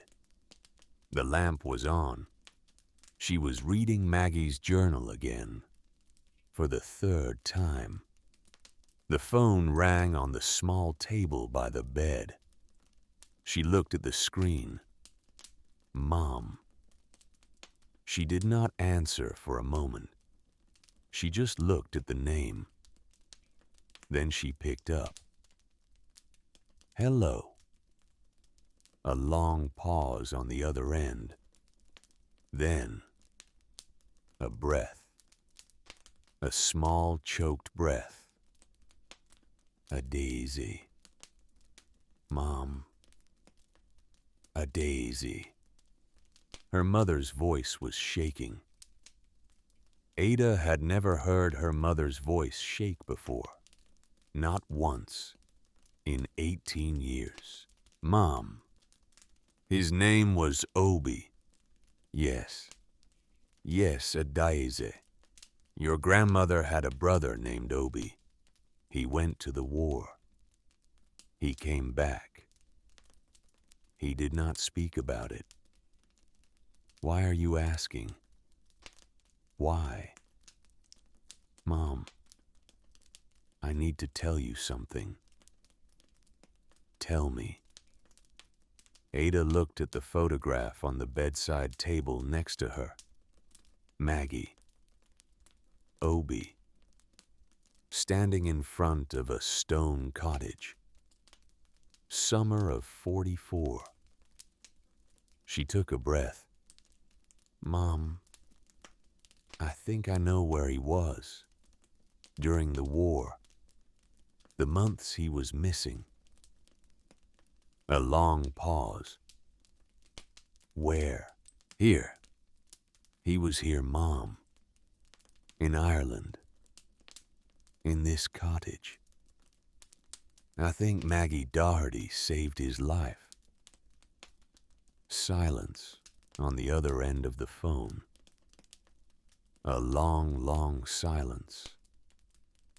Then her mother said, very quietly, Adaeze, please, tell me everything. Ada told her everything. The line was very quiet on her mother's end. Sometimes Ada could hear her breathing. Sometimes she heard a sound that might have been a sob quickly covered. When Ada finished, her mother said, I have to call you back. I have to. I have to go. I will call you back. Mom, I love you, Adayeze. The line went dead. Ada sat there, holding the phone, for a long time. Her mother had not said I love you to her in 18 years. Not like that. Not the way you say it when you mean it. Not the way you say it when your daughter is 4,000 miles away and might not be coming home. Ada put the phone down on the bedside table. She turned off the lamp. She lay in the dark. She listened to the wind move outside the window. Her mother did not call back the next day, or the day after. Ada checked her phone every hour, then every 30 minutes, then every 10. Nothing. She told herself she was not waiting. She was waiting. On the third morning, Ada went back to the cottage anyway. Because what else was there to do? Because the floor still needed scrubbing. Because the roof still needed fixing. Because if she sat in the small room above Mulligan's one more day, she was going to lose her mind. So she walked the 3 miles. The path was familiar now. Her feet knew the curve of it, the place where a stone stuck up an inch above the rest, the place where the grass got soft after rain. She pushed open the oak door. She stepped inside. The cottage smelled like soap now, like clean stone, like the wood polish she had rubbed into the rafters yesterday. It smelled like a place that was being loved again. She got down on her knees in front of the hearth. She started scrubbing the flagstones near the firebox. Soft brush, hot water, a little vinegar. The way Bridget had told her. She had been working for an hour when she heard footsteps on the path. Slow, a cane tapping. Ada smiled before Bridget even reached the door. You came back. Of course I came back, pet. I said I would. Bridget came in. She had a small basket today. Tea, biscuits, a jar of honey from her own bees. She sat down on the wooden chair Ada had set near the table. She looked at the cottage. It's coming back to life. Slowly. Slow is the only way, pet. Stone doesn't like to be rushed. Ada sat back on her heels. She wiped her hands on a rag. Bridget was looking at her carefully. Something is different about you today. Is it? You're not telling me something. Bridget. Out with it, pet. I am 88 years old. I do not have time for the long version. Ada smiled despite herself. I found something. In the cottage. Under the hearthstone. Bridget did not look surprised. Did you now? You knew. I suspected. You said you didn't know what she hid. I didn't. But I knew she hid something. There's a difference. Ada stood up. She walked to her tote bag in the corner. She came back with the bundle. She set it on the table. She unwrapped it slowly. The jewelry, the journal, the rosary, the photograph. Bridget looked at each thing. She did not touch any of it. She just looked. When her eyes fell on the photograph, she went very still. Ada watched her. Bridget. The old woman did not answer for a long time. She picked up the photograph with 2 fingers, carefully, like it was made of paper that might fall apart. She held it close to her face. That's the cottage. Yes. That's Maggie. Yes. And that boy. That young man. Yes. Bridget did not look up from the photograph. I saw him. Ada's breath stopped. What? I saw him pet. Once. I was 7 years old. Summer of 1944. I was walking home from my grandmother's house. I came up the path. The same path you walk every day. I saw a man sitting in Maggie's garden. He was sitting on the stone wall. He was peeling potatoes for her. Bridget. I remember because he was black. I had never seen a black man before. I was 7. I stopped on the path. I stared. He saw me staring. He waved at me. He smiled. You waved back. I ran home pet. I was 7. I ran home and I told my mother I had seen a brown man at Mrs. Doherty's house. My mother grabbed me by the shoulders. She looked into my eyes. She said, Bridget, you did not see anything. Do you understand me? You did not see anything at Mrs. Doherty's house. We do not speak about Mrs. Doherty's garden. And you didn't. I did not speak of it, not for 81 years. Bridget set the photograph down on the table. Her hand was trembling.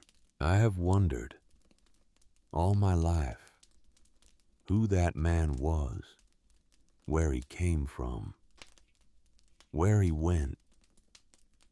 I have wondered if I dreamed him. I have wondered if my mother lied to me. I have wondered, Bridget. And now I'm sitting in his memory again. Ada knelt down next to the old woman's chair. She took Bridget's hand. The hand was thin. The skin was paper. The bones underneath the skin were like small birds. His name was Obi. Obi Nwosu. He was my grandmother's older brother. Bridget closed her eyes. A tear slid out from under each closed lid. She did not wipe them away. Pet. I know. Pet. The hearth knew you. I know. The hearth knew you all along. They sat like that for a long time. 2 women, 80 years apart, holding hands in a cottage on the edge of the world.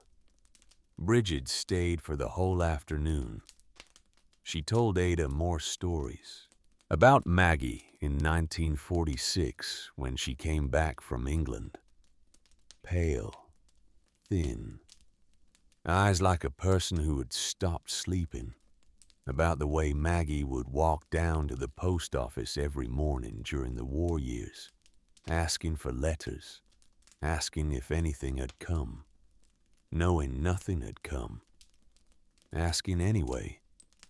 About the way Maggie planted roses on the south wall of the cottage after Thomas went missing. Climbing roses, red ones. Bridget had asked her once why she planted them. For when Thomas comes home, Maggie had said, he will see them from the path. He will know I waited. The roses on the south wall were still there, wild, tangled, 80 years old, still climbing. When Bridget left in the late afternoon, she paused at the door. She turned back. She looked at Ada. She said, "Pet, I am very tired today. I think I will sleep well tonight." "Sleep well, Bridget?" "Adeyeze." "Yes, I have lived in this parish for 88 years. I have buried my parents. I have buried my husband. I have buried 2 of my own children. And I have wondered all my life who that brown man in the garden was. And now you know. And now I know. Is it good to know?" The old woman thought about it for a long time. "It is good to know, pet. It is very good to know." She tapped her cane on the flagstone. She walked out. The oak door closed slowly behind her. Ada did not know it then, but that was the last time she would see Bridget alive. In the days that followed, the cottage began to wake up. Ada hired a stonemason. His name was Cormac Devlin. He was 63 years old. He lived 2 villages over. He had been restoring old cottages since he was 16. Bridget had recommended him before she had grown too tired to walk over again. He came on a Monday morning in a rusted blue truck. He walked through the cottage slowly. He ran his hands along the walls. He looked up at the rafters. He stepped outside and looked at the chimney. He came back in. He sat down on a wooden chair. "The bones of this place are good, miss. You think you can fix the roof? I can fix the roof, I can fix the chimney, I can fix the broken section of slate. It will take me 3 months, maybe 4. How much?" He named a number. It was a fair number. Ada had already sold 2 of Maggie's gold pieces to an antiques dealer in Galway. The garnet earrings, the gold locket, 11,000 euros for the 2 of them. The dealer had nearly wept when he saw the locket, late Victorian, beautifully preserved. She had the money. "When can you start?" "Tomorrow." So Cormac and his son started the next day. The sound of hammers and chisels filled the air around the cottage. Ada worked with them sometimes. Cormac taught her to mix the traditional lime mortar that he used. He showed her how the old masons had set the cornerstones.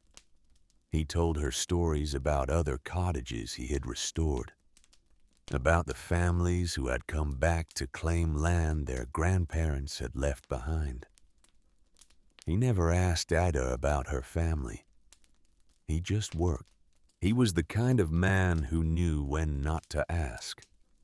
Sheila called 5 days after Bridget's last visit. Ada was at the cottage. She had bought a small camp stove. She had bought a kettle. She was learning to make tea on the stove because she could not yet light the hearth. The phone rang. She picked it up. "Adeyeze, it's Sheila. I have news from Dublin." Ada sat down on the hearthstone. "Tell me." "The records came back yesterday.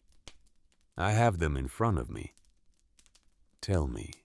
"Obi Nwosu, born Lagos 18 of November 1924. Volunteered for the Royal Navy in 1943. Served on a merchant convoy escort. His ship was torpedoed off the coast of Donegal on the 29th of May, 1944. He survived. He survived. Records show he was picked up by an Irish fishing boat. brought ashore near a village called Belmullet on the Mayo coast. Belmullet, about 60 miles north of where you are. He was taken to a local doctor, treated for hypothermia. Then he disappeared from official records. Disappeared. From British records, yes. There is no entry on him for almost 5 months. Nothing. Then in late October of 1944, his name appears again, listed as a deckhand on a merchant ship out of Galway, bound for Lagos, listed as a Nigerian citizen, not a British serviceman. He went home. He went home, Ada. He went home on a merchant ship as a civilian. The Royal Navy never recovered him as one of their own. He was officially declared missing, presumed dead, in February of 1945. His family in Lagos was informed. So when he came home, his mother had buried him already, Ada. In her heart. Ada closed her eyes. She thought, my great-grandmother held a funeral for her son. And then he walked in the door. And no one ever talked about where he had been, she said. 5 months. He was missing for 5 months. Yes. And Maggie was here. The whole time. Yes. So she hid him. For at least part of that time. Probably most of it. The doctor in Belmullet would have wanted him in a hospital. The Royal Navy would have wanted him back in service. He would not have wanted either. He was 19. He had nearly drowned. He had been at sea for months. He had watched men he knew die in the water. Sile. Yes, Ada. How did he get to Maggie? I don't know, pet. The records do not say. But Belmullet is not far. Word travels in places like this. Someone knew Maggie was alone. Someone knew her husband was at war. Someone knew she had a cottage on the coast where a man could disappear for a while. And she said yes. She said yes. Ada was quiet. She looked at the hearth. She looked at the place under it, where the chamber was, where the jewelry had waited, where the journal had waited, where the photograph had waited. She said, Sila. Yes. Did Obi have a family? Did he have children? Did he know what happened to Maggie? A pause. I don't know if he ever found her, Ada. I would have to do more research, but I doubt it. By the time the war ended, Maggie was on her way back from England. By the time Obi was settled in Lagos, the world had moved on. They had no way to find each other. The British government would not have given Obi her address. Maggie would not have known how to find him in Lagos. So she never knew he survived. She might not have pet. And he never knew she stayed alone. He might not have known. Ada looked at the cottage. She thought, all these years, they never knew about each other. After the war ended, she did not know he had made it home. He did not know she had waited. She said, Sile, I have to tell my mother. You should adaeze. I have to. Yes. Ada hung up. She sat on the hearthstone for a long time. Then she picked up her phone. She called her mother. Her mother picked up on the first ring. Adeyeze. Mom, I have been waiting for you to call. Mom, I have news. Tell me, Adeyeze. Tell me everything. Ada told her. She did not stop for breath. She did not slow down. She told her about the records, about the torpedoed convoy ship, about Belle Mullet, about the missing 5 months, about Maggie, about the chamber under the hearthstone, about the journal, about the photograph. When she finished, her mother was crying, quietly. The kind of crying you do when you have been holding something inside for a very long time, and a single thread comes loose, and the whole thing falls open. Mom, Adeyeze. Mom, are you okay? Adeyeze, your grandmother, Ifeoma. She told me once, just once. When I was 19 years old, she told me that Obi had been saved during the war by an Irish woman, that he had told her on his deathbed, that she had promised him she would find the woman and thank her, that she never did. Mom, I forgot, Adeyeze, I forgot. I was 19. I had other things to think about. I forgot. Mom, it's okay. It is not okay. It is not okay, Adeyeze. Your grandmother carried that promise for 30 years. I carried it for one afternoon, and I forgot it. And now you. You went to Ireland. You found her. You found her, and you didn't even know you were looking. Mom, the ring. The ring. The ring on your finger. Adeyeze, my mother told me. When she gave it to you, she told me she had told you that rings know things. I laughed at her. I thought she was being dramatic. I am not a dramatic person, Adeyeze. I am a practical person. I forgot. Mom, please. I forgot so many things, Adeyeze. There was a long pause. Ada listened to her mother breathe. Then her mother said, I want to come.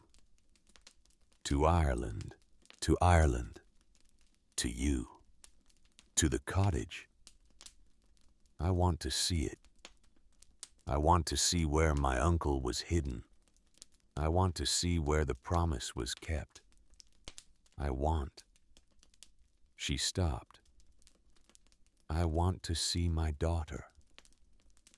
Ada put her hand over her mouth. She did not speak. She could not speak. Her mother said, Adeyeze, can I come? Yes, Mom. When can I come? Whenever you want. This week. This week. I will come this week. Okay. Your father. What about him? A pause. He is not ready, Adeyeze. He is still. He is still where he was. Okay. He will be ready. Someday. But not yet. Okay, Mom. I will come alone. Okay. Is that all right? Ada thought about it. She thought about it for a long moment. She thought about her father. about the man who had sat at the kitchen table with the acceptance letter face up between his hands, about the man who had not looked up. She thought. 2 out of 2 would have been a fairy tale. 1 out of 2 is a real story. She said, "It's all right, Mom. I love you, Adeze. I love you too, Mom." Her mother arrived in Westport on a Tuesday afternoon. Ada was waiting at the train station. She watched the train come in. She watched the doors open. She watched people get off. Tourists with backpacks, a young couple with a dog, an older man with a fishing rod. And then her mother, Chioma Nwosu, 54 years old, a small woman with her hair in a low bun, a gray wool coat, a small wheeled suitcase, reading glasses on a chain around her neck. Her mother saw her. Her mother stopped walking. She did not move. She stood on the platform. She just looked. Ada walked toward her. When she got close enough, her mother dropped the handle of her suitcase. She did not say anything. She just opened her arms. Ada walked into them. The two of them stood on the platform for a long time. People walked past them. Nobody looked. Or if they did, nobody said anything. Because sometimes you see two women hugging on a train platform, and you leave them alone. Her mother stayed at Mulligan's that night. In the room next to Ada's, they had dinner downstairs. Shepherd's pie, brown bread, a pot of tea. Her mother did not say much. She kept looking at Ada, as if she was checking to make sure Ada was real, as if she was afraid Ada would disappear if she looked away. After dinner, they went up to Ada's room. Ada showed her the journal. Her mother read it slowly, cover to cover. She read it once. Then she read it again. When she finished, she closed the journal. She put her hand flat on the leather cover. She said, "This woman, Maggie, yes, she is family Adeze. She is family to us. I know. She saved my uncle. Yes. My uncle, who I barely knew, who I met twice when I was a child, who never spoke, who sat in the corner of my grandmother's parlor and watched the children play, who I thought was a strange man, who I did not understand. Mom, I never asked about him, Adeze. I never asked my grandmother why he was so quiet. I never asked your grandmother why she cried whenever his name came up. I never asked." She looked at Ada. "I have asked nothing my whole life. I have asked nothing because I have been afraid to ask. I've been afraid that asking would mean I had to know. And I have not wanted to know. I have not wanted to know about my uncle. I have not wanted to know about my own mother. I have not wanted to know about you, Adeze. I have not wanted to know my own daughter. Mom, please. I have to say this, Adeze. I have to say it out loud, or I will lose my courage. Let me say it. Ada nodded. She did not speak. When you brought me that acceptance letter. You didn't bring it. Dad found it. When your father found the acceptance letter, I knew immediately that you were going to be a writer, that you were going to leave us, that you were going to live a life I could not understand, that you were going to ask questions I had spent my whole life refusing to ask. And it terrified me, Adaeze. It terrified me. So I did what my mother would have done. I packed your suitcase. I put it by the door. Mom, your grandmother packed my suitcase too, Adaeze. When I was 22, when I told her I was going to America to be with your father, she packed my suitcase. She put it by the door. She said, if you must go, then go. Grandma did that to you. She did, Adaeze. She did the same thing. And I forgave her. I forgave her because I understood. She was protecting herself. She could not bear to watch me go. So she pushed me out the door. Mom, I did the same thing to you. I am ashamed, Adaeze. I am so ashamed. I told myself it was for your own good. I told myself you needed to learn. But I was protecting myself. I was. I could not bear to watch you become a writer and ask all the questions I had refused to ask. So I pushed you out the door. I packed your suitcase.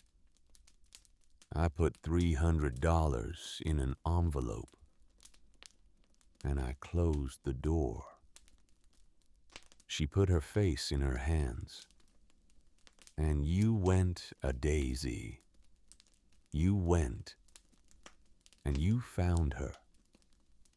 Mom, you found her. Adaeze, you found Maggie. I know. You kept the promise that your grandmother gave me, that I never kept. She was crying, quietly. The kind of crying you do when you have realized something about yourself that you cannot unrealize. Ada sat next to her on the bed. She put her arm around her mother's shoulders. For the first time in her life, as far as she could remember, she comforted her mother. The two of them stayed like that for a long time. In the morning, Ada took her mother to the cottage.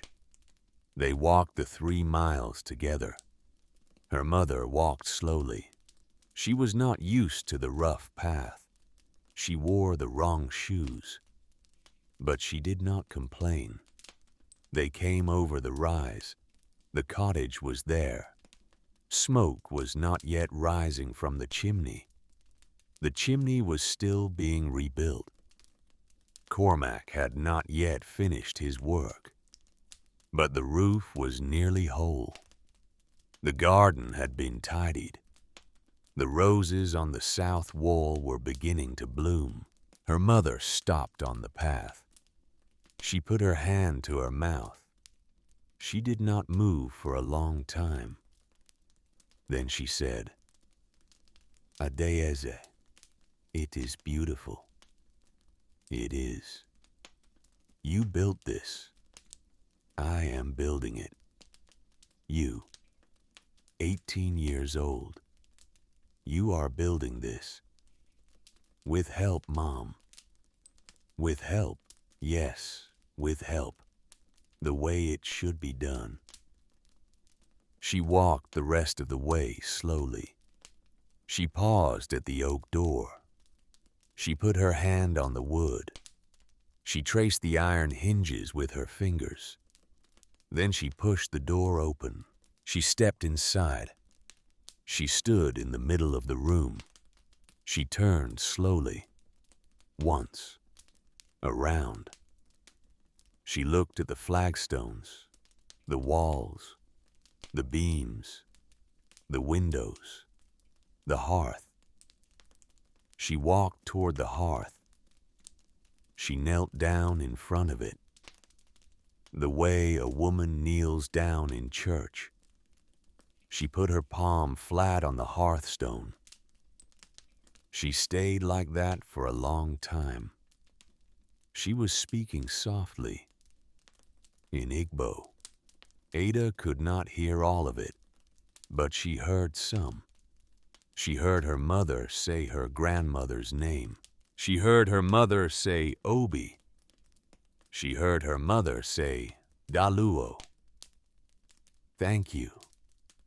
Over and over. Daluo. Daluo. Daluo. Ada stood in the doorway. She did not interrupt.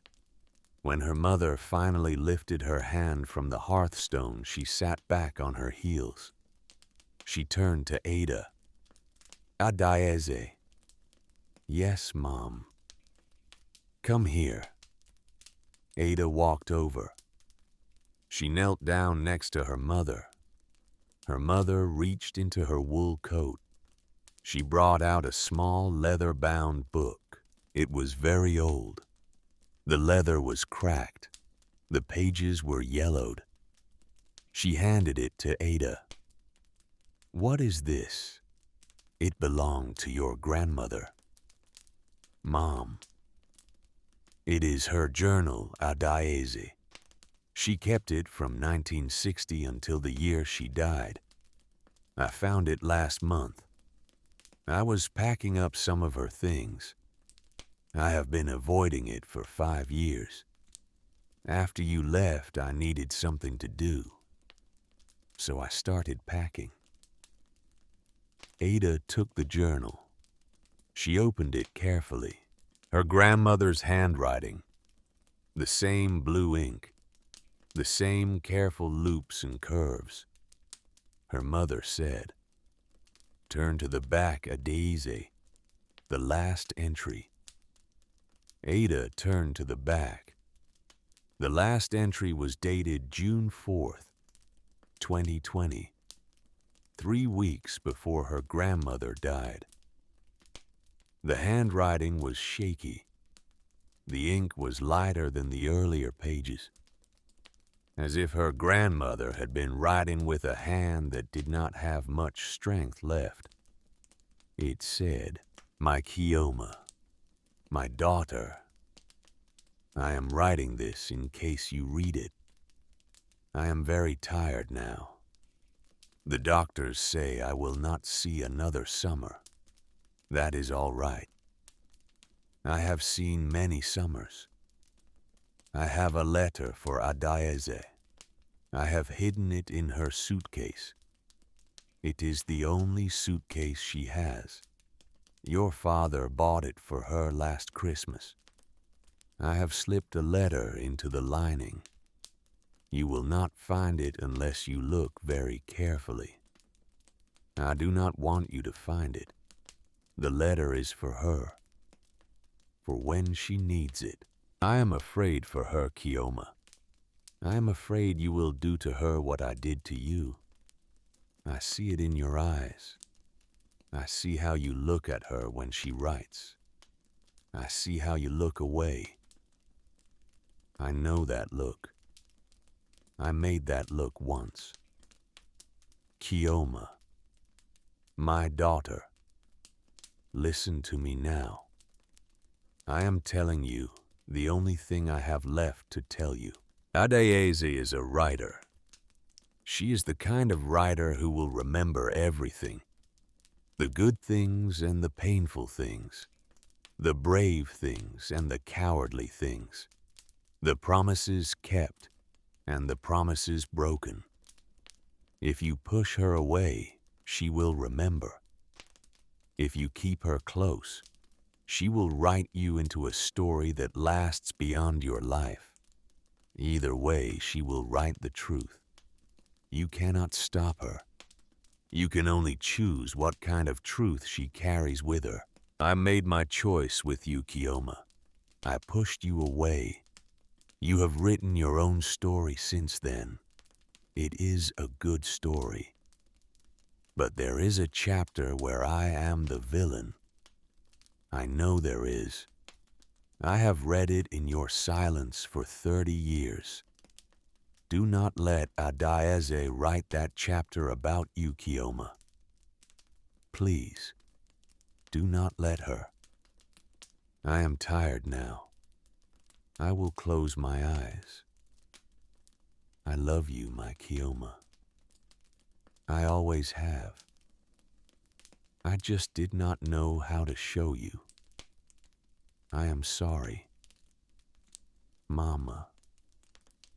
June 2020. Ada read the entry.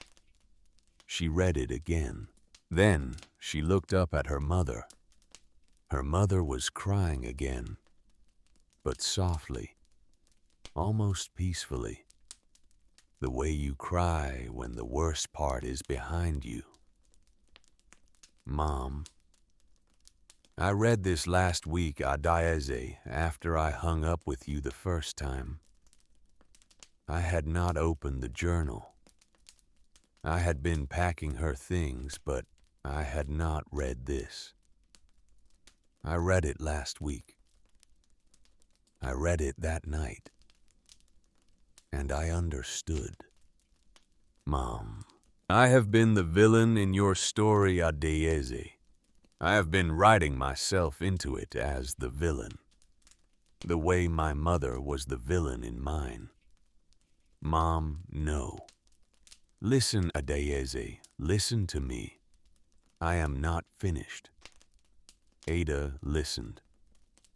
Her mother took her hand, held it tight. I cannot undo what I did. I cannot. The morning of your 18th birthday is a morning that will always exist. I packed your suitcase. I put it by the door. I will carry that morning with me for the rest of my life. Mom, but Adaeze, listen. I am asking you. I am asking you for a chance, for a different chapter. Not to erase the one I wrote, but to write another one after it. A longer one. A better one. One where I am still your mother, even if I have been a bad one for a while. Ada did not answer right away.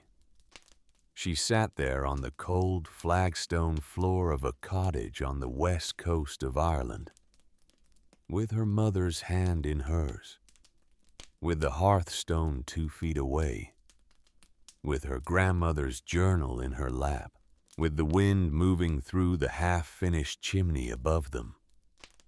She thought about Maggie Doherty, a tall woman with slate-colored eyes, who had set 2 plates at a table for 7 years, waiting for a man who never came home. She thought about Obi Nwosu, a 19-year-old boy who had been pulled out of the cold Atlantic by a fishing boat, who had been hidden by a stranger, who had gone home and never spoken about it. She thought about her grandmother, Ifeoma, who had carried a promise for 30 years, who had given her ring to a 12-year-old granddaughter, and said, "Rings know things." She thought about all the women who had loved badly, and the women who had loved well, and the women who had tried to love but didn't know how. She thought, if Maggie can wait for Thomas, and my grandmother can carry a promise for 30 years, and I can keep a promise I did not know I was making. Then maybe I can do this too. She looked at her mother. She said, "Okay, Mom. Okay. Okay. Let's write a longer chapter." Her mother put her face against Ada's shoulder. She sobbed. Just once. Then she breathed in. And she breathed out. And she sat up. And she wiped her eyes with the back of her hand. She said, "Adaize, show me where the chamber was." Ada showed her. She lifted the hearthstone with the iron rod, the way she had done it the first time. Her mother looked down into the empty chamber for a long moment. Then she said, "Adaize, put something back, something of yours." "Like what?" "Anything, whatever feels right." Ada thought about it. She reached into her tote bag. She took out her leather journal, the one her grandmother had given her when she was 12, the one she had carried out of the Brookline house on the morning of her 18th birthday, the one she had filled with 3 years of poems and notes and prayers. She tore one page from the back of the journal. It was a poem she had written the night before, about Maggie, about Obi, about the hearth. She folded the page. She placed it in the chamber. She lowered the hearthstone back down.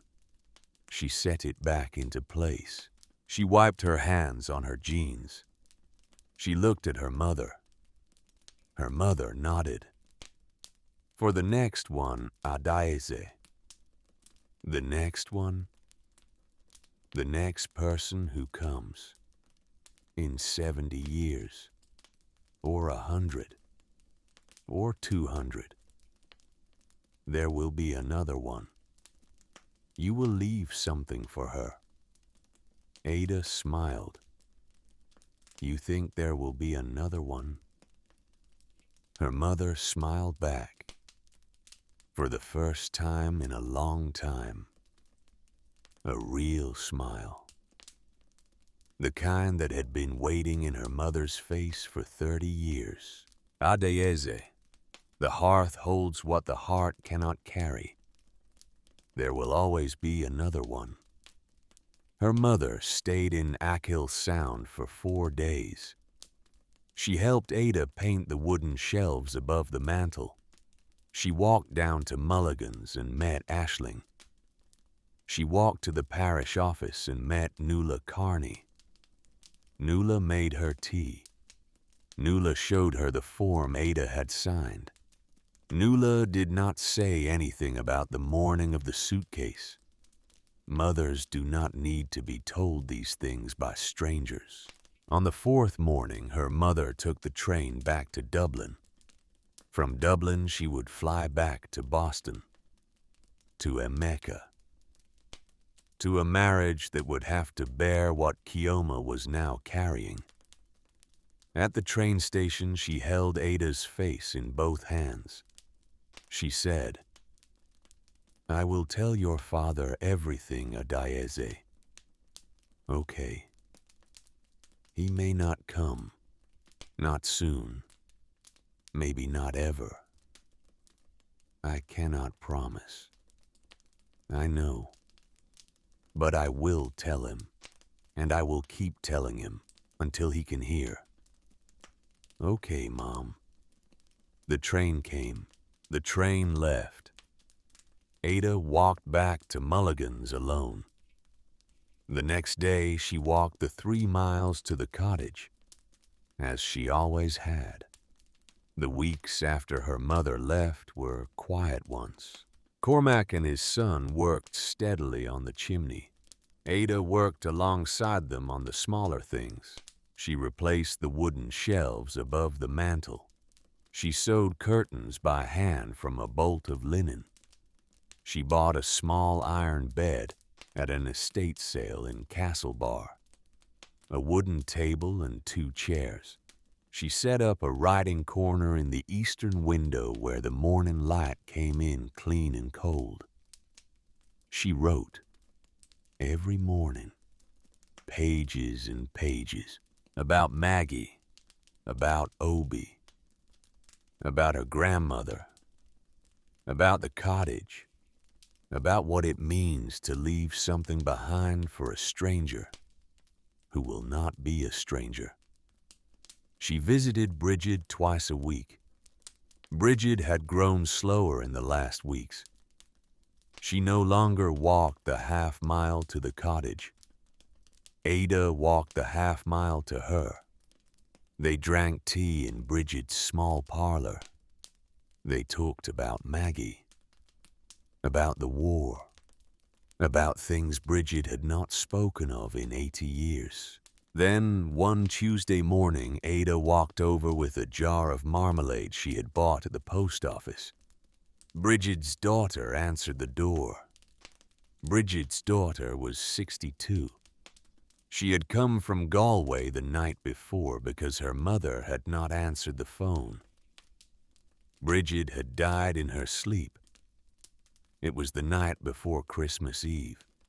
She had died in her own bed, in the cottage with the blue door, half a mile down the road, the way she had wanted to. The whole parish came to the funeral. Ada wore the only dark clothes she had. She stood near the back of the church. She listened to the priest say things about a woman who had lived 88 years in one parish, who had buried 2 husbands, who had outlived 2 children, who had remembered everyone. After the service, Ada walked to the front of the church. She placed a folded piece of paper on top of Bridget's casket. It was a poem about a 7-year-old girl who saw a brown man in a garden and waited 81 years to know his name. The poem ended with the line, "The hearth knew. The hearth was kind enough to wait."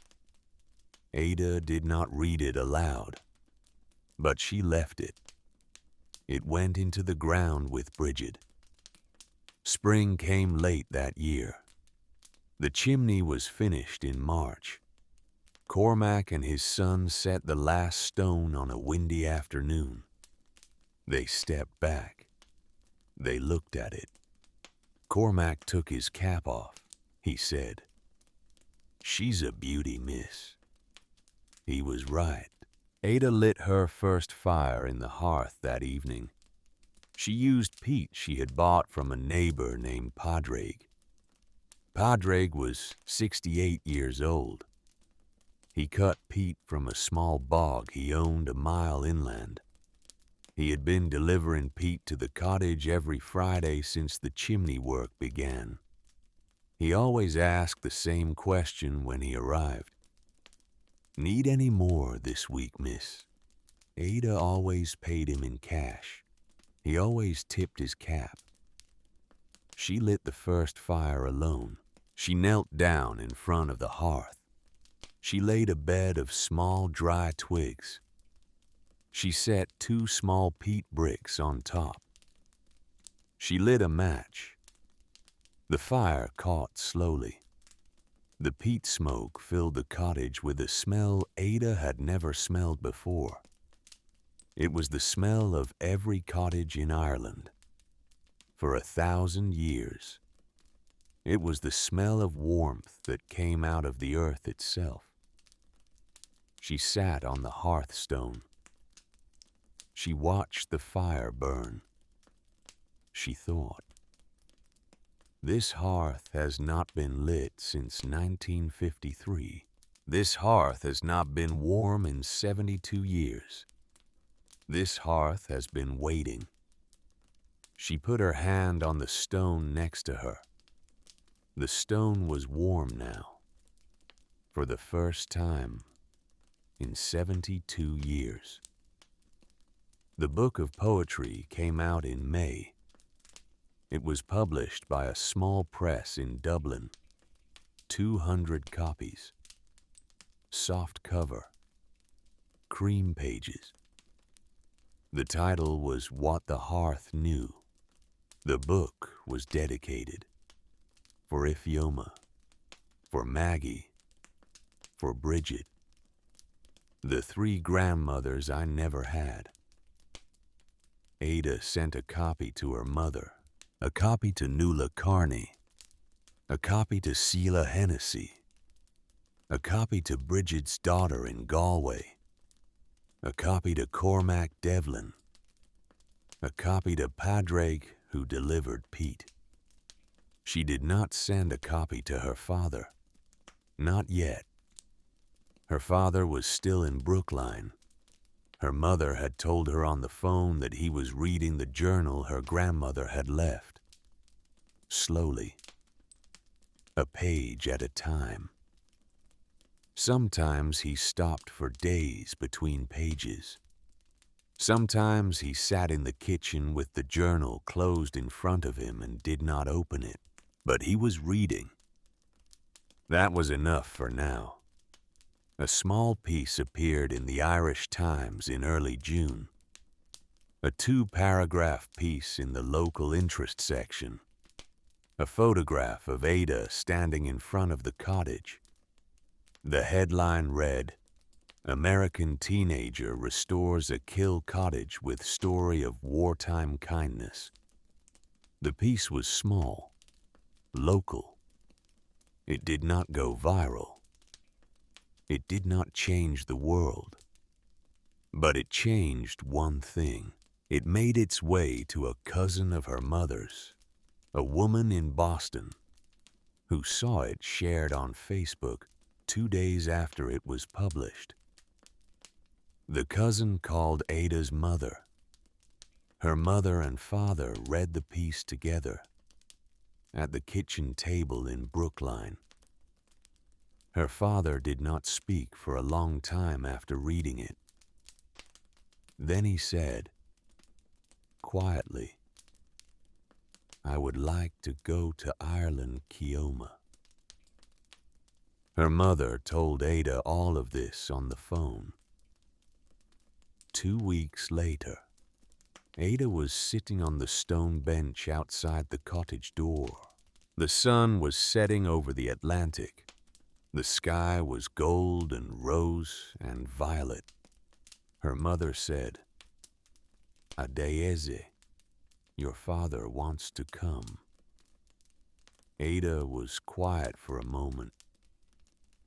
When, he says, whenever you will have him, Mom. I told him I would ask you Adeyeze. I told him you might say no. And he said, that is her right. If she says no, I will accept it. Ada looked at the sunset. She thought about her father. She thought about the man who had sat at the kitchen table with the acceptance letter face up, who had not looked up at her. She thought about that same man, a year later, sitting in a kitchen, reading his dead mother-in-law's journal, a page at a time. She thought, people can change, some of them, slowly, if they want to. She said, tell him to come, Mom. Tell him to come whenever he wants. You are sure. I am sure. Adeyeze, I love you. I love you too, Mom. The sun finished setting. The light faded. The first stars came out over the Atlantic. Ada sat on the stone bench for a long time, listening to the wind, listening to the sea, listening to the cottage behind her. She thought, I am 18 years old. I have a cottage in Ireland. I have published a book of poems. I have a mother who has come back to me. I have a father who is on his way. I have a grandmother who is still telling me what to do even though she has been dead for 5 years. I have a stranger who saved my great uncle, who left me a fortune under a hearthstone, who I have never met, who I will never meet. Who is family anyway?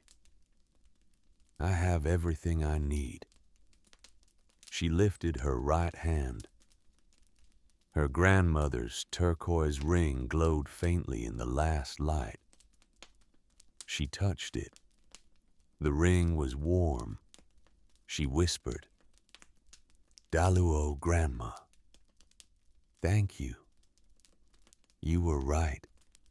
The ring knew. The cottage behind her was silent, but silent in the way a cottage is silent when it is full. Full of warmth, full of memory, full of a fire still glowing in the hearth. Adiaze Nwosu was 18 years old. She had been kicked out of her home.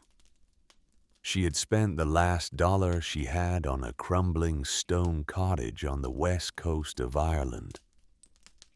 It was the best dollar she had ever spent, because she had not bought a cottage. She had bought a chamber under a hearthstone, full of a stranger's love, set there for her, 86 years before she was born. She had bought a promise, carried by 3 women, across 2 continents, across 3 generations, for 81 years. She had bought a story, a long, slow, beautiful story about the women who leave things behind for strangers, who are never really strangers, who are family, in the way that matters most, which is not the way of blood, but the way of recognition, the way of one woman saying to another, across time, across the sea, across the silence that comes between mothers and daughters, I see you. I have been waiting for you. You are mine. You are home now. The hearth held what the heart could not carry. And then, one day, the heart was ready, and the hearth let it go.